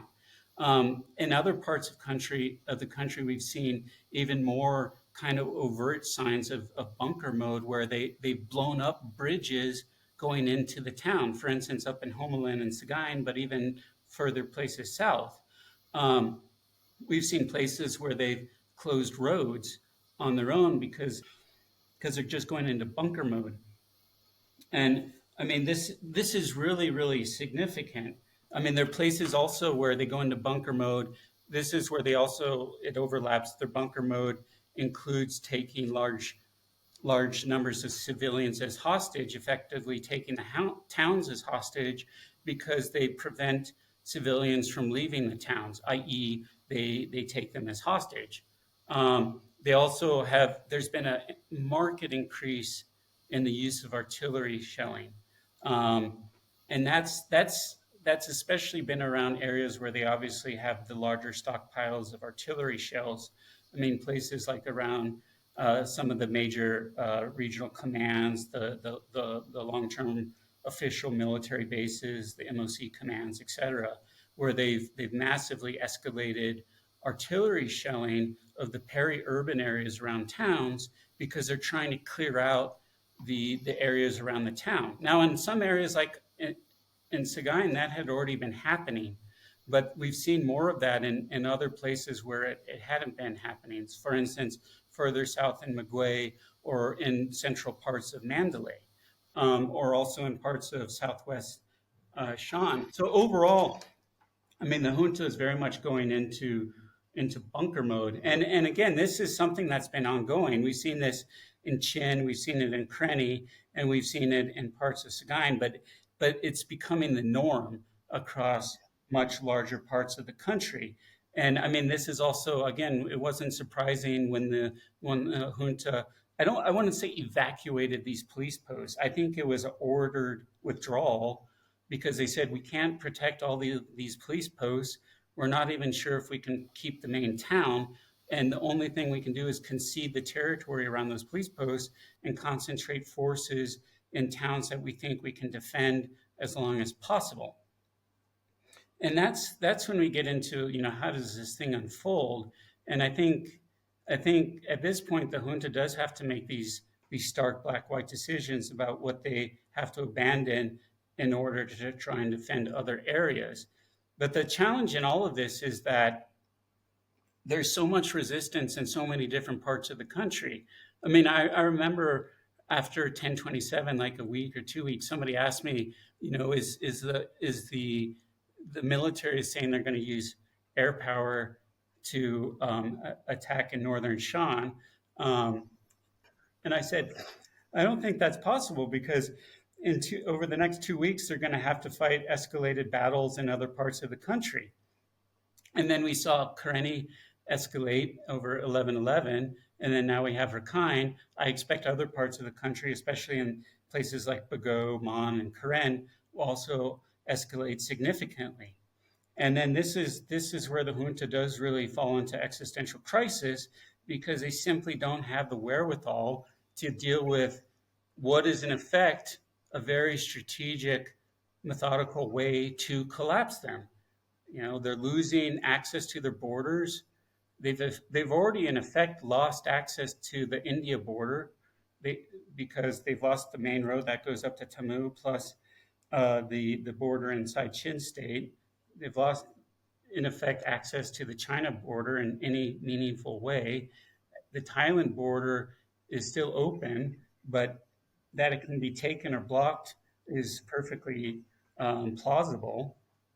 So in all of this, how the junta tries and regain any initiative in this is doubtful. I don't see how they can regain initiative. What they can try to do is hunker down in key garrisons and try and hold out as long as they can, and then hope for some kind of negotiation. Personally, I don't think any negotiation is possible unless somebody gets rid of Min Aung Hlaing. But I think the other thing in this is also the other aspects of the revolution, which we've also seen an increase of CDM, not just defections by police and military, but also, for instance, in a Sagaing town last week, something like 20 hospital staff just left the hospital, and they had to close the hospital. Now, I don't think those people were abandoning their medical duty. I'm sure they were continuing their medical work somewhere else. But the point is that you start to see further collapse of what remained of the junta state apparatus. I mean, we've also seen this for instance, in some of the state-owned banks. But what we're left with in so much of the country is, in effect, empty offices of the state apparatus that have been turned into outposts or bunkers of small junta units. The other thing in all of this that I think we have to keep in mind is what happens financially, because it's very plausible that there could be a bank run or a much more significant collapse of the currency. And if that happens, first off, it would cause a huge amount of humanitarian suffering for the wider population, but it would also be exceptionally debilitating for the junta because it would show that the junta really has no control over the country. And I think this is where you start to see, pictures of people lining up at banks because they have no faith that the junta is going to survive this, and they're going to try and cash out as much as they can while they can. As this thing escalates, that's increasingly plausible to have a much more significant collapse of the banking system. So I definitely want to look forwards into what you think is going to happen next, but it's sort of in the immediate future. Would you be of the view that the states, so let's say Chin, Kachin, Shan, Karen, Karenni, and Rakhine, that these are going to be completely lost to the military in the near future? Yes, but I don't think it's just the states. I think it's also true in places like Sagaing. They don't Okay, have the. you would include Sagaing in that. Yes, I would also include townships in Magui like Gangao, Tilin, Saw. Um, these places, but even places, these are Chin foothill townships, but also further east, places like Pauk, Miang. These places are all very um, likely to be taken by the resistance because the junta just doesn't have the bandwidth to keep them because there's already such extensive resistance inside them. I mean, this is where we have to where I get frustrated when people say, well, the resistance wasn't significant before, and there's just opportunistic or probing attacks. This is total, utter nonsense. There has been significant resistance in all of these areas. The question has been, do they have enough ammunition? Do they have enough momentum to push it into taking towns? So these areas already have resistance control. I mean, even if you go further east into central Sagaing, places like Yinmerbin, go on the other side of the river, even immediately outside of Monua, like Eada, Budalin, Ye'u, Kinu, Taze, et cetera, et cetera, et cetera. The junta does not control these townships. It controls parts of towns, in some places, the town. A lot of that depends on the geography and highways connecting them. They can at least still maintain some movement of military forces. But fundamentally, in all of these places, the junta is not in a position where it can keep them. I mean, all of this will become much more apparent in places like Karenni and Loika. Um, the fact that if Loika is lost to the resistance, it shows that state capitals can be taken. Personally, I think that's very, very plausible. In fact, I think it's exceptionally likely um, because the junta is in such a bad position. And the problem for them is their position is just going to worsen and worsen and worsen. I don't think we need to see all of this as purely states versus regions. We need to talk about areas. Um, I mean, for instance, significant parts of Bago have already been lost to the resistance. Now, that's not just areas that the KNU held at the time of the coup. Larger parts of Bago have already been lost to the resistance, again, particularly the rural areas. Now, again, the challenge for the junta is that when you have an escalation by KNU, but KNU works extensively with PDFs, especially in places like, well, everywhere except certain townships like Papun, that the ability to escalate significantly or exists because there has been such strong resistance. And this is where I think it's just hard to conceive how the junta recovers from that, and how they and indeed how they prevent their overall situation from deteriorating further. So, how far do you think this is going to extend? So, you're saying like the states are basically gone, and certain territories within the what were previously called divisions will be gone. Do you foresee just an absolute sort of maintenance of this momentum, sweeping across the nation and just driving out the military, or do you think the military can withdraw around Naypyidaw until it sort of can settle in for a protracted, let's say, siege around one or two sort of core urban territories? And what if places like Mandalay or Yangon? Do you think those are going to be liberated alongside these states, or are we looking at sort of protracted urban conflict? I'm not a big proponent of the notion of the junta lingering and because they can hold key cities. I mean, if you look at comparative examples, what usually happens is that a regime loses so much, is so weakened that eventually it just collapses. I mean, take Afghanistan in August of 2021. There was no grand battle to take Kabul. I mean, the government forces in Kabul already saw the writing on the wall and surrendered to the Taliban. I think, I mean, this isn't to say that the junta will give up. I mean, again, by comparative standards, historic standards, the top of the military has been an exceptionally coherent, persistent force. Um, I mean, that's just I think a fairly unquestionable observation. I mean, it's a horrible one because it's such a horrible entity, but they are incredibly determined to persist. I think, though, that in any situation, there's eventually a psychological barrier that's passed where even the most dogmatic, brainwashed people start to see that they will lose. And I think some of these things have already happened. I mean, certainly the loss of access to the China border, the escalation in Rakhine, but then also what had already been unfolding, the fact that even after so many atrocities across Sagaing, so much displacement of the Sagaing population, including also northern Magui, that the junta couldn't collapse the resistance in these Bamar regions.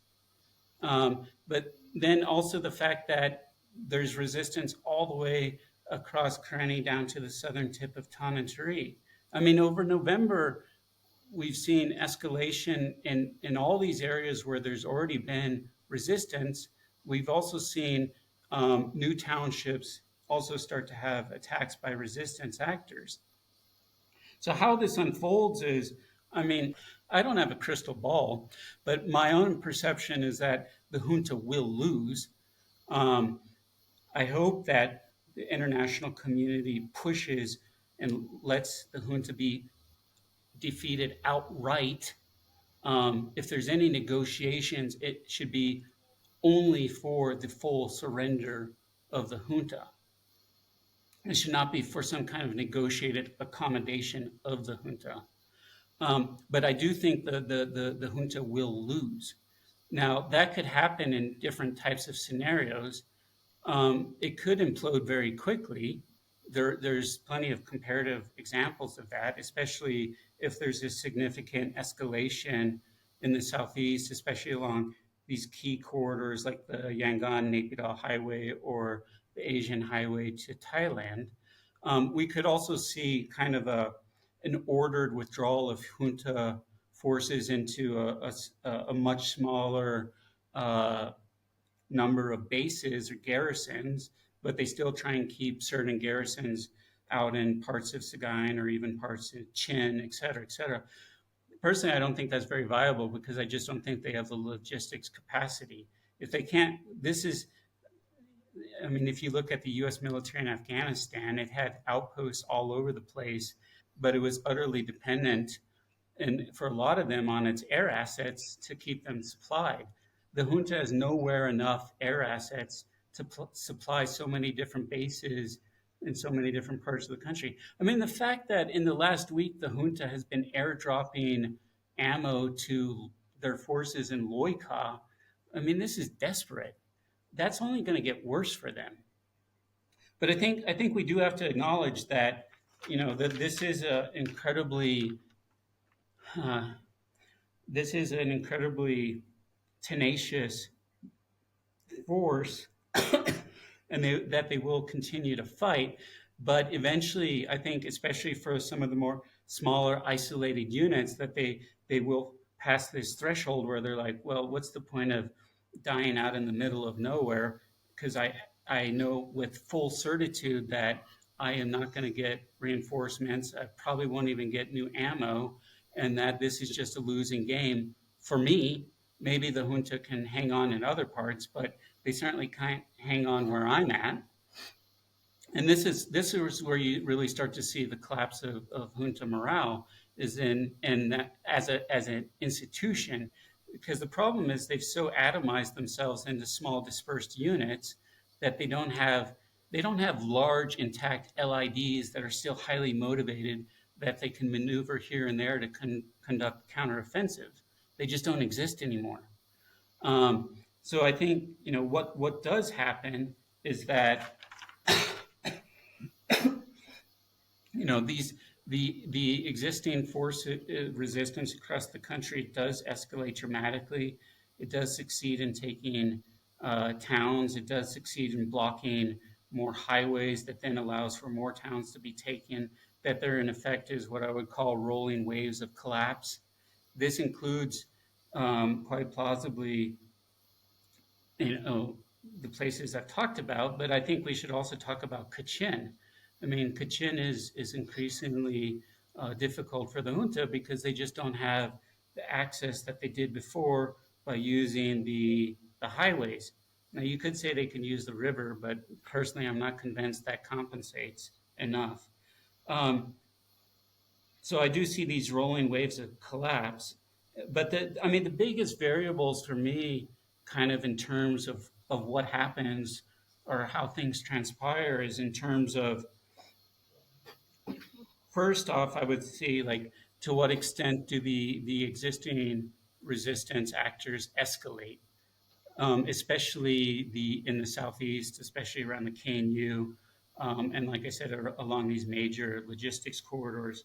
I think another big variable is the extent to which weapons, ammunition, etc., acquired through Operation 1027 kind of get dispersed to the wider resistance. That's a massive variable. And then I think the other thing that we have to look at is this expected rise of violence at scale against civilian populations, and how that affects what the resistance is able to do.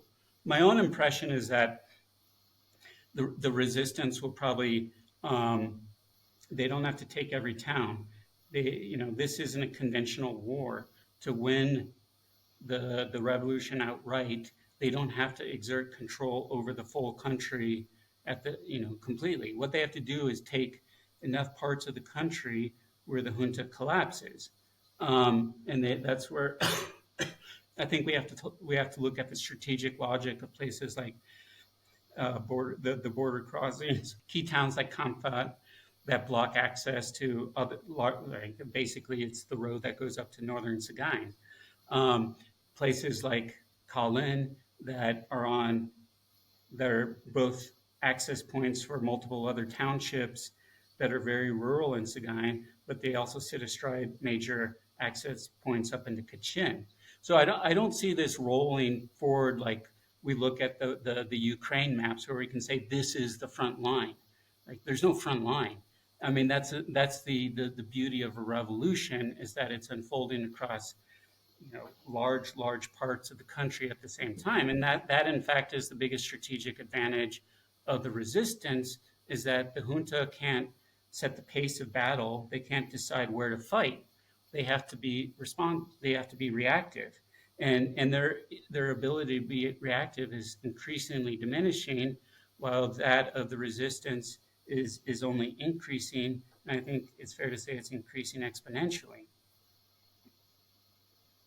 And so I know that you don't want to sort of make clear predictions. As you say, you don't have your crystal ball. But is there a sort of range, like a vague time range in which you think it's most likely? Or rather, times that you think are too soon for the military to collapse, and times that you think are too far in the future for the military to realistically hold out?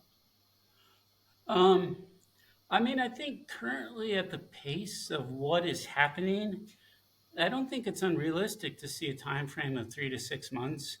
I mean, certainly by the end of the dry season. But I think it does depend on some of these variables that are. I also put the viability of the banking sector as another key variable.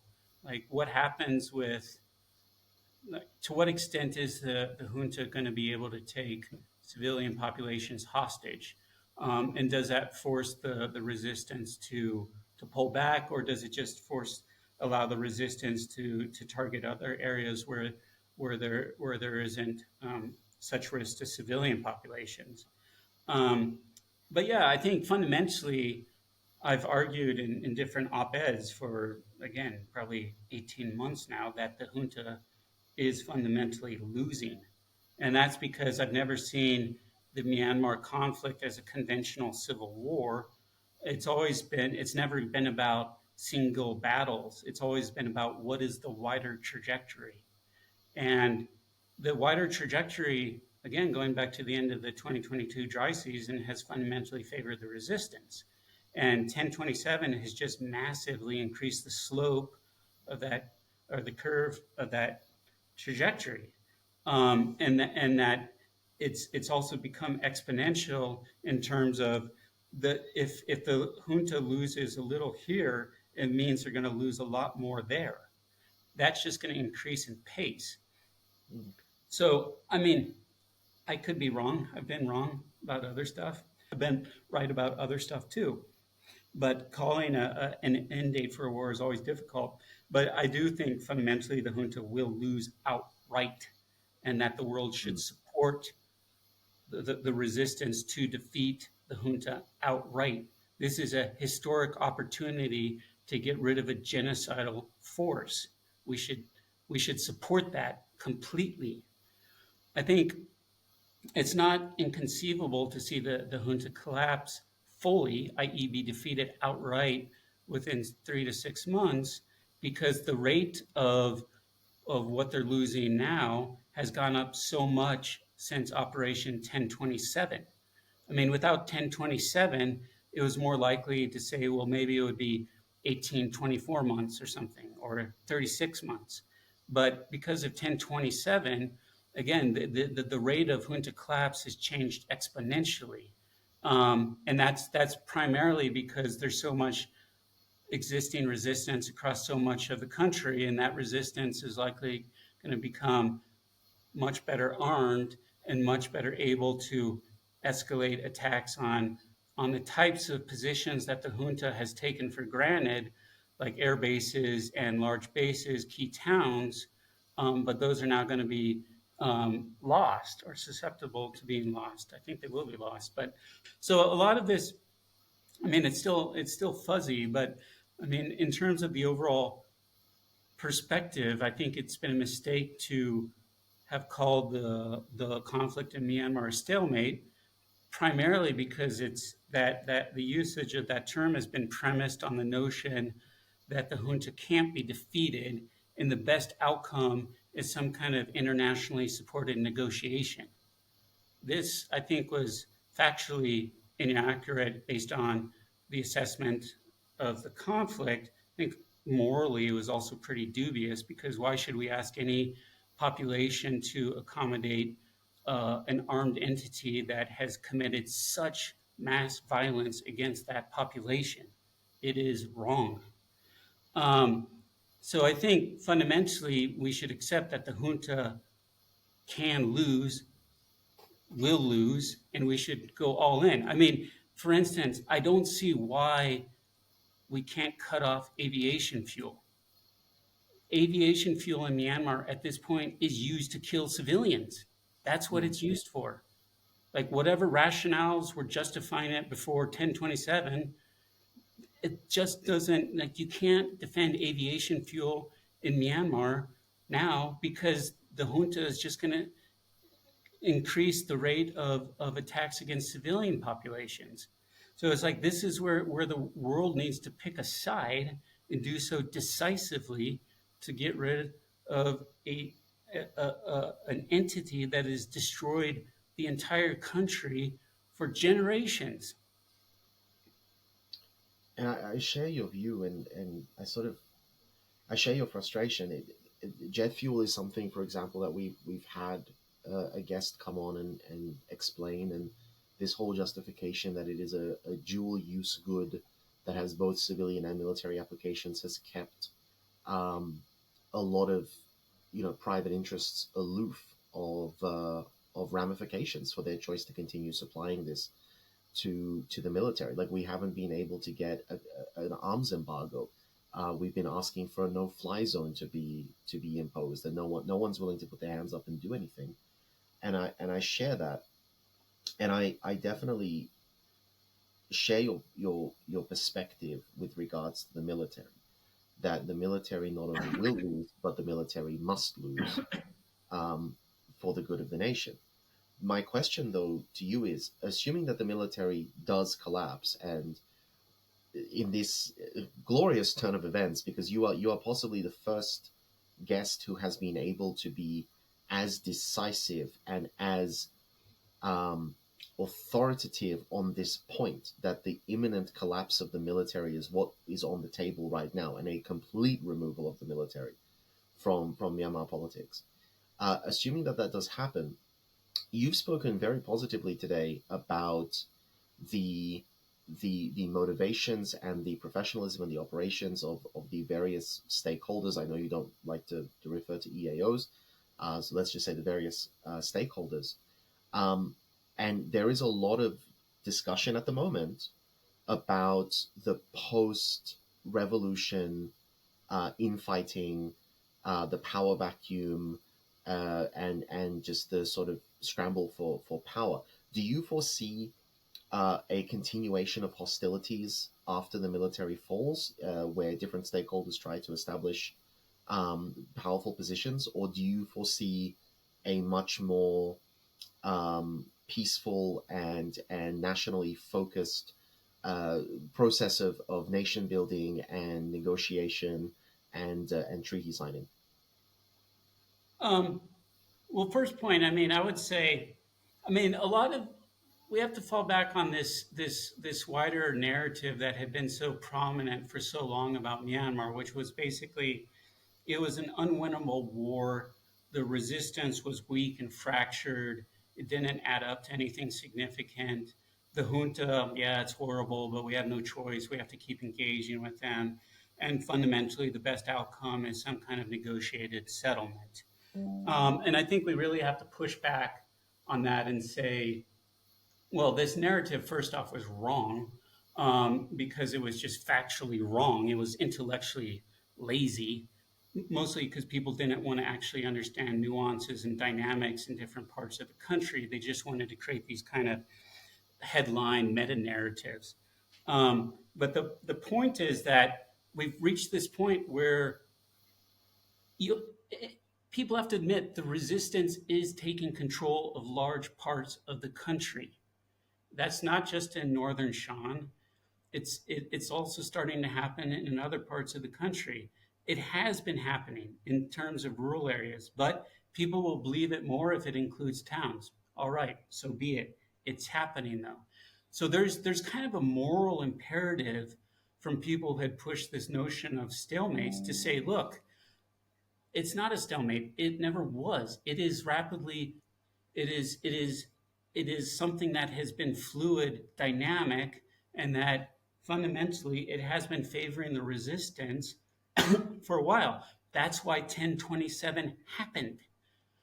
1027 wouldn't have happened if the resistance were winning. If the junta felt stronger, more in control, had more reserves, et cetera, et cetera, et cetera, there would not have been an Operation 1027. So in all of this, we have, internationals have to say, look, you guys do control territory. You are controlling more territory. That changes things. It changes also the geopolitics. China's perception of Myanmar changes incredibly when it doesn't have border access. The junta can't guarantee it. Same for India. It's going to be the same for Thailand. All of this has to be a question about if, when the junta falls, how do we support a stable, prosperous Myanmar? Now, I'm not naive. I spent years of my life working in conflict zones. I've spent years of my life as an academic. I wrote my PhD on this. I'm not naive about how challenging post-conflict peace can be. I wrote a book called The Challenges of Post-Conflict Peace. Like, there's endless challenges that are predictable. The first thing I would say is that we shouldn't sensationalize these because they're also normal. There's no country that has a perfectly clinically clean transition to the perfectly negotiated final political settlement. It will be messy. At times, there will be probably some violence. But I think we also have to give credit where credit's due, which is there was an election in 2020. The military then staged a coup. And then massive parts of Myanmar society said, we absolutely do not accept this. And that started with peaceful resistance, but then it moved to armed resistance plus peaceful resistance. The point being is that we have to give credit that there has been an incredible amount of social solidarity, public goodwill, dialogue, negotiation, new generations stepping up, new relationships formed that do put Myanmar in a different position than what it was in before the coup. And so a lot of this analysis that is so apocalyptic about what will happen in Myanmar is also somewhat archaic because it doesn't give enough emphasis to just how powerful a revolution is in terms of social change, in terms of political change. And that's something that we have to acknowledge and put much more emphasis on. And for me, I say, because you can have endless conversations with people who nothing positive to say about what might happen. They can spend hours and hours, it's like doom scrolling, just hearing about everything that can go wrong. And I say, well, why don't you spend a little bit of time to think about what can go right and figure out how you can maximize it? There's so much that has gone right with this. There's collaboration between the wider population, including the Bamar, committing to armed resistance to finally get rid of the military. There's been extensive cooperation between armed units, between EAOs and EAOs, but also between PDFs and EAOs. I mean, I can't tell you how much solidarity and trust is built through fighting alongside one another. This changes relationships massively. And then we also have to put an emphasis on the wider population. This has been a resistance that has had exceptional amounts of public support. That's included financial support, moral support, the CDM, et cetera, et cetera. And then when you look at places like Sagaing, Magway, elsewhere, but also in states, I don't think it's possible to say, since independence, has there been any point in Myanmar's history where there's been a stronger sense of community empowerment than there is now?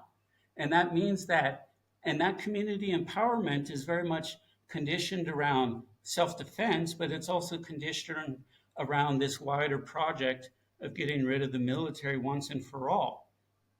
So my point isn't that everything's going to be super easy and straightforward. My point is that we shouldn't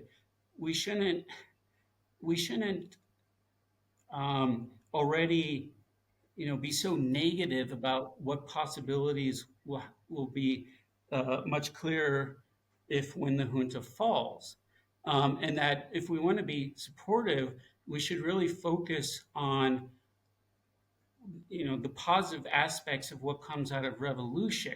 And like I said, these are things that should be clear to all of us. The fact that there is an FTC, that there is an NUCC, that there are whole new generations that are involved, that there's a much wider consensus that there needs to be federalism, that relationships have been built across communities, across states and regions, that there's all of these things that can be supported that are immensely beneficial to future peace and stability. And again, from my own experience, I've worked in countries like Sudan, South Sudan, Syria, Afghanistan, et cetera, et cetera, et cetera. I can't think of any other country that has had such a difficult modern history with so many cleavages, so many fractures, that has had such a wide-scale national resistance and a resistance that has been so disciplined.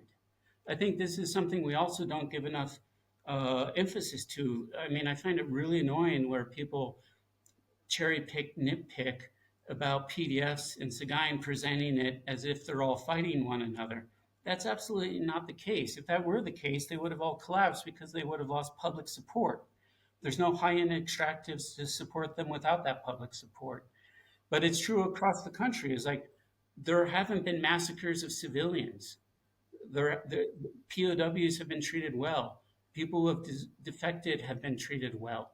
Um, this has been a remarkably disciplined resistance. I mean, I would challenge people who dispute that point. Find me any other resistance that has been confronting a genocidal military that has been so consistently disciplined about following the norms of war. I mean, the only exception to that I can think of is the KNDO massacre in the early months where they shot some of the POWs, but that was dealt with by the KNU. But compared to what we've seen in other places, Sudan, I mean, Sudan has mass ethnic cleansing right now. If you look at other places where we had violent warlordism erupt not after the war, but during the war, we haven't seen that. Yes, there are tensions. Yes, there are some bad apples. Yes, there will be challenges in the future. But we need to also give credit where credit's due. And I appreciate that sentiment a lot. I think we've definitely seen a lot of violations of the norms of war, at least accusations of them. But you are right, I think, in saying that across the board, and considering the starting point of this revolution, and the fact that the PDF, like the ethnic organizations, many of them already had established militaries, but the PDF, in a not insignificant way, had to build up from scratch. The NUG had to build up from scratch. It's not just a war starting from fresh, but one of the sides of that war has to establish itself from pretty much nothing into a competent professional fighting force in a very short space of time. I think that the Myanmar crisis, the Myanmar revolution, I think is going to be taught in classes, in universities, in books for decades to come, as an exemplary of successful, grassroots, people motivated revolutionary activity. Because there are just so many things that are being done here, so many paths that are being trod for the first time here. So, Yeah, I mean, agree. I would just add to that. I mean, I'm not saying that there hasn't been war crimes or atrocities committed by resistance forces. What I'm saying is that comparatively, Myanmar has had a remarkably disciplined resistance, and it should be given credit for that. There's a lot of kind of tedious, I call it paternalistic, skepticism or cynicism. There's this desire to always frame the resistance as it has this problem, it has this problem, everything's a problem. I was like, okay, give me a break though. I mean, this has been a remarkably disciplined resistance, especially any other country where you were, if you're a Sagain village and you've just had a junta continue to come through and decapitate people or burn people to death by stacking tires around them, dousing them in petrol and lighting them on fire, like most places, that would then lead to more, executions of prisoners, et cetera, et cetera. So I think, in the context of a national uprising that was provoked through a coup by a long history of atrocity violence against civilians, by then months of atrocity violence against peaceful protesters, and then ongoing atrocities ever since. I mean, the fact that the resistance has been so disciplined relatively, and actually in terms of outright, we need to give credit for this. I mean, you could read the books about the American Civil War, the American Revolutionary War.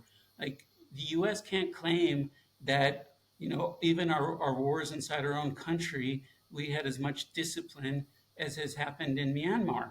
And I know that's in a past context, but it's still at a very personal, emotional level that there's been plenty of opportunities where civilians or PDFs or EAOs could have done much, much more, at least compared to what happened in other countries, and they didn't.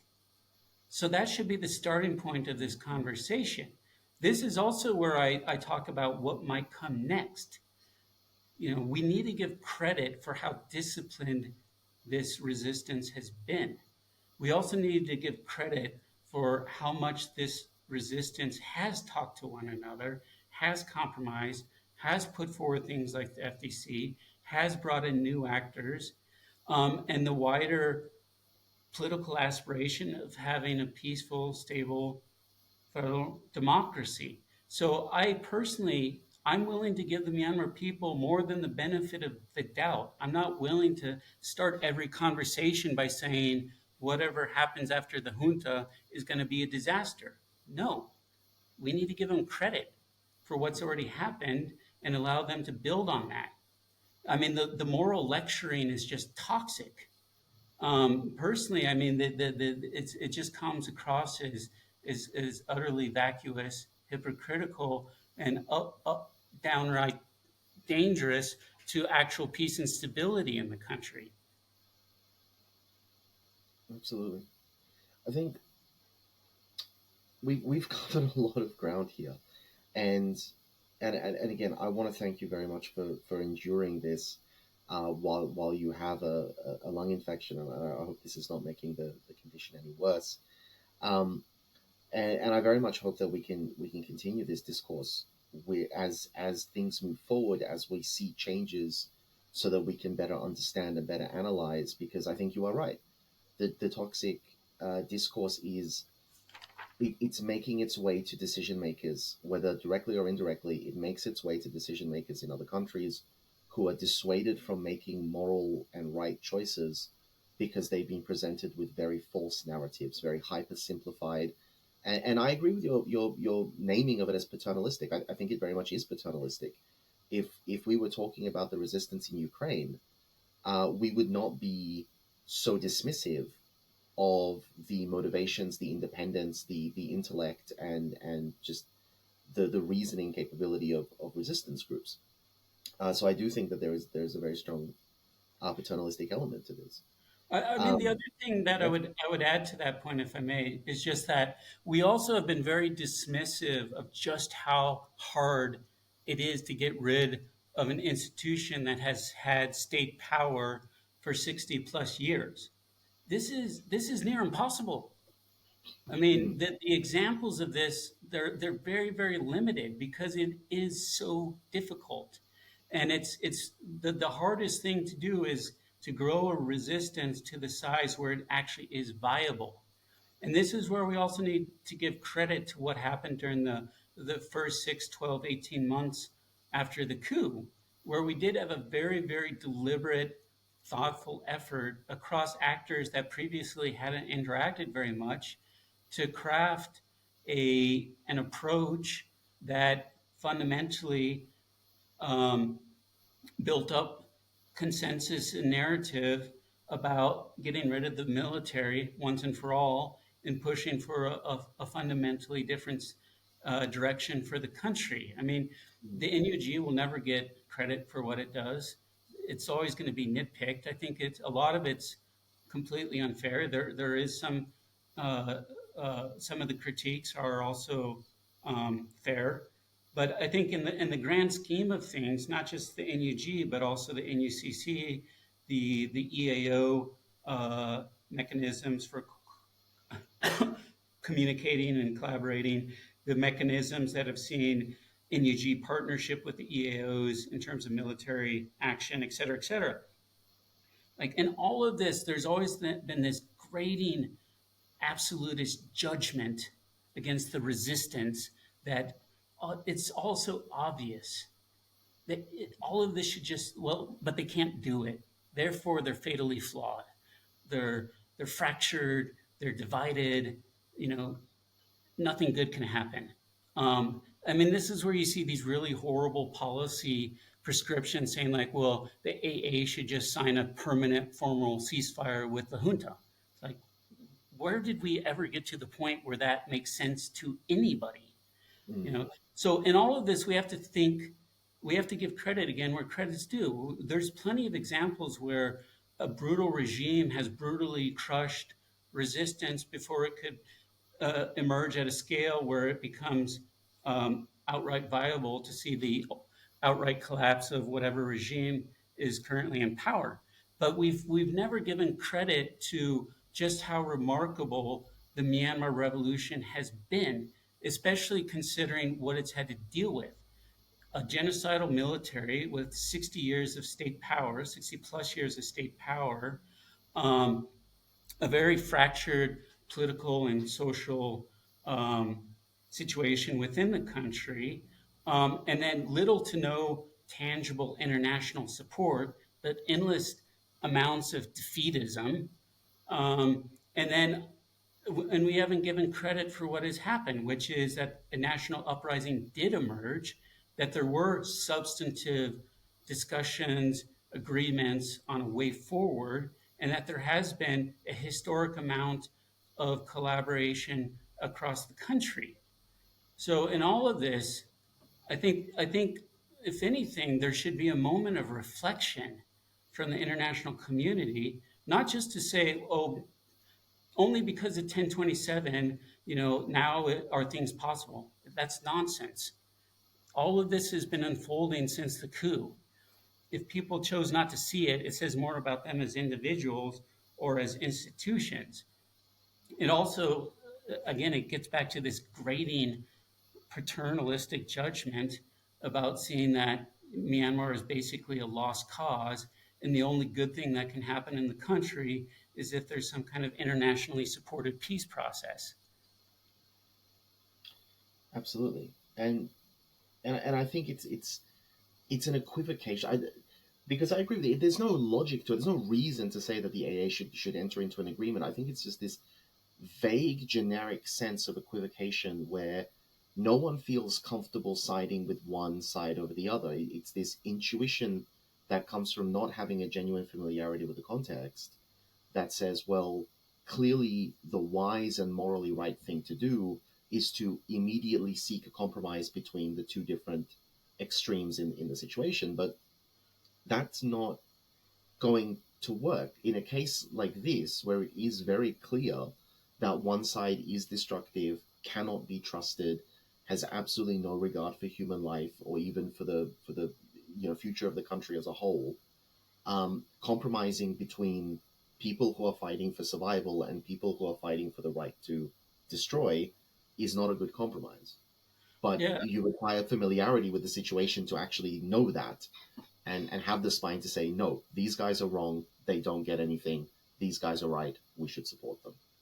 yeah. I And mean, so, I would give two examples. I mean, it was this term confirmation bias. I think is a particularly appropriate one because before the coup, we had already had this heavy international investment involvement in this transition with a lot of support going to this sham peace process because it was so based around the military.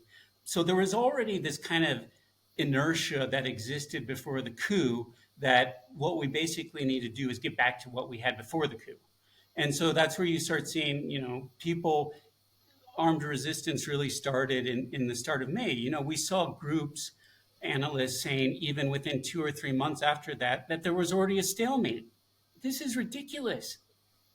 How can you say after the resistance is still emerging and you're already saying it's a stalemate? I'm sorry, that's not an objective analytical point. That is a political point to say that the resistance won't grow, it's not going to be viable, and that fundamentally the best outcome is to go back to some kind of negotiated process.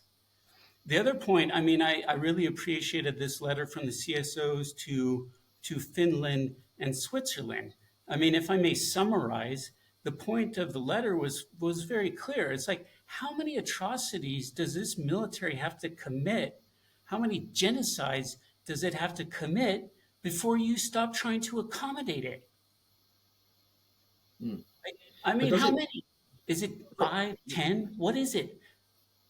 do you feel that, however, the West? This is something that I've mulled over. Do you feel that Western actors feel guilty about their past instances of claiming whether with genuine intention or whether with outright perfidy, claiming to want to get involved in conflict zones for good humanitarian outcomes, and then going there and either being completely ineffective or themselves contributing to the disaster or ultimately perpetuating, an extended conflict. And we can look at Afghanistan, we can look at Iraq, we can look at the forces in Liberia, we can look at many of these cases.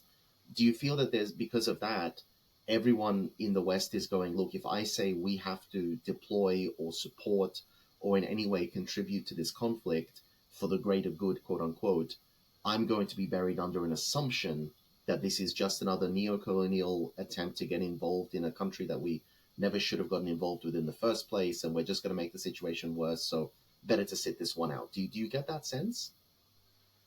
I mean, by academic background, I'm not a structuralist. I think there's nuance between different places.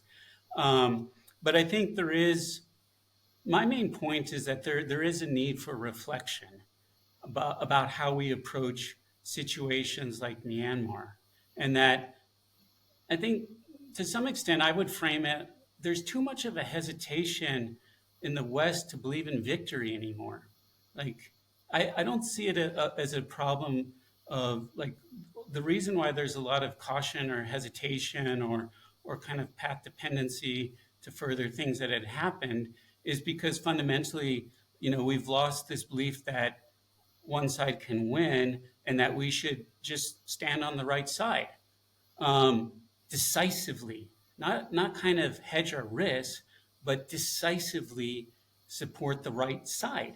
I mean, if we can't make that judgment when we have a resistance force that has been very clear about its political aspirations, that hasn't committed mass atrocities, in contrast to an entity that has been designated as a genocidal one, that there is a need to reflect on the need to act decisively and also set clear rules. Like, again, if you've committed one genocide, I don't think we should ever push for accommodation with that entity, in any way. I think it's like one strike and you're out. Like this should have been what we learned from, for instance, Sudan. I wrote a piece about this because I spent a lot of time in Sudan, and the fact that the Darfur genocide happened in the early 2000s, but it built off decades of similar violence.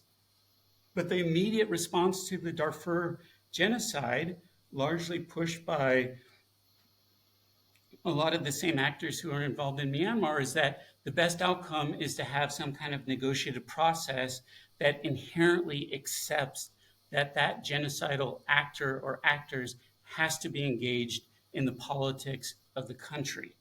And then, unsurprisingly, 20 years later, those same genocidal actors, in the Sudan case, it's the two genocidal actors, the militias that had committed a lot of the original violence in Darfur, and the Sudanese armed forces that had supported them to commit that genocidal violence. They're now fighting against each other, not just in rural areas, but in across all of Khartoum City. And then we've also had massive amounts of ethnic cleansing over the last couple months. So this is just an example of this whole notion that the best option is always to have some kind of negotiated settlement, even if that means that we have to accommodate the military. And this is what we need to do, is think through when we have these types of situations in countries like Myanmar. We do have to make black-white decisions about not forcing populations or not putting populations in the position where they fundamentally feel that they still have to accommodate an entity that has committed mass violence against them. Absolutely. And I think that's a good point for us to sort of conclude on. But if you're familiar with the show, you might be aware we always end the episodes just inviting the guests to share some thoughts for the audience to mull over as they go on about their day. I know we've covered a lot of ground and you shared a lot of insights, but if there is anything particularly salient that you want to emphasize, that you want people to think about, or a soundbite that you want them to be able to tell their friends around the water cooler, I'd like to invite you to share that now. I mean, my main point is that we need to give credit to the Myanmar people. I mean, they've really, against all the odds, they've come together and put up a resistance that is capable of finally getting rid of the military, and that is a good thing. The future is not clear. It won't be as straightforward as everybody wishes it would be, but it'll be better than continuing the idea that Myanmar has to accommodate a genocidal military, and that we need to support the Myanmar people and what they have been so clear about. This is a revolution to get rid of the military once and for all, and to create a fundamentally different future for the country.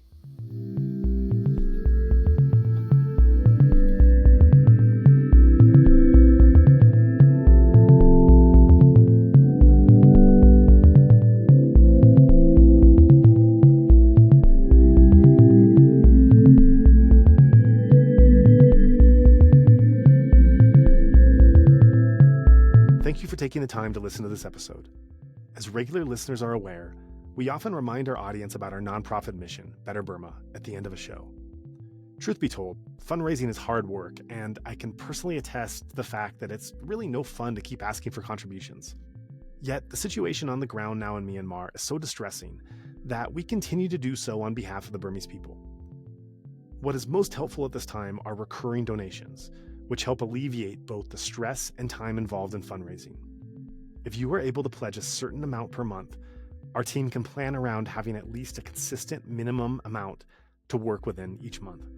If you would like to join in our mission to support those in Myanmar who are being impacted by the military coup, we welcome your contribution in any form, currency, or transfer method. Your donation will go on to support a wide range of humanitarian and media missions, aiding those local communities who need it most. Donations are directed to such causes as the Civil Disobedience Movement, CDM, families of deceased victims, internally displaced person IDP camps, food for impoverished communities, military defection campaigns, undercover journalists, refugee camps, monasteries and nunneries, education initiatives, the purchasing of protective equipment and medical supplies, COVID relief, and more.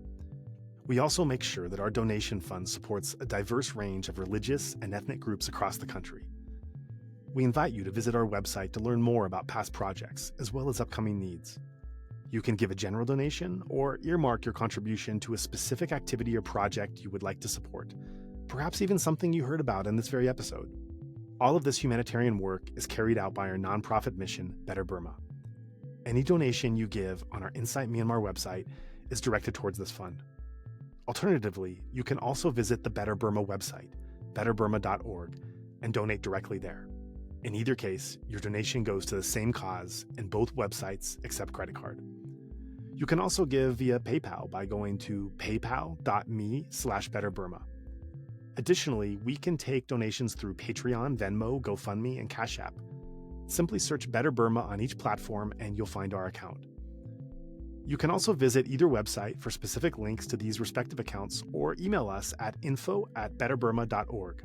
That's Better Burma, one word, spelled BETTERBURMA.org. If you would like to give it another way, please contact us. We also invite you to check out our range of handicrafts that are sourced from vulnerable artisan communities across Myanmar, available at alokacrafts.com. Any purchase will not only support these artisan communities, but also our nonprofit's wider mission. That's Aloka Crafts, spelled ALOKACRAFTS, one word, alokacrafts.com. Thank you so much for your kind consideration and support.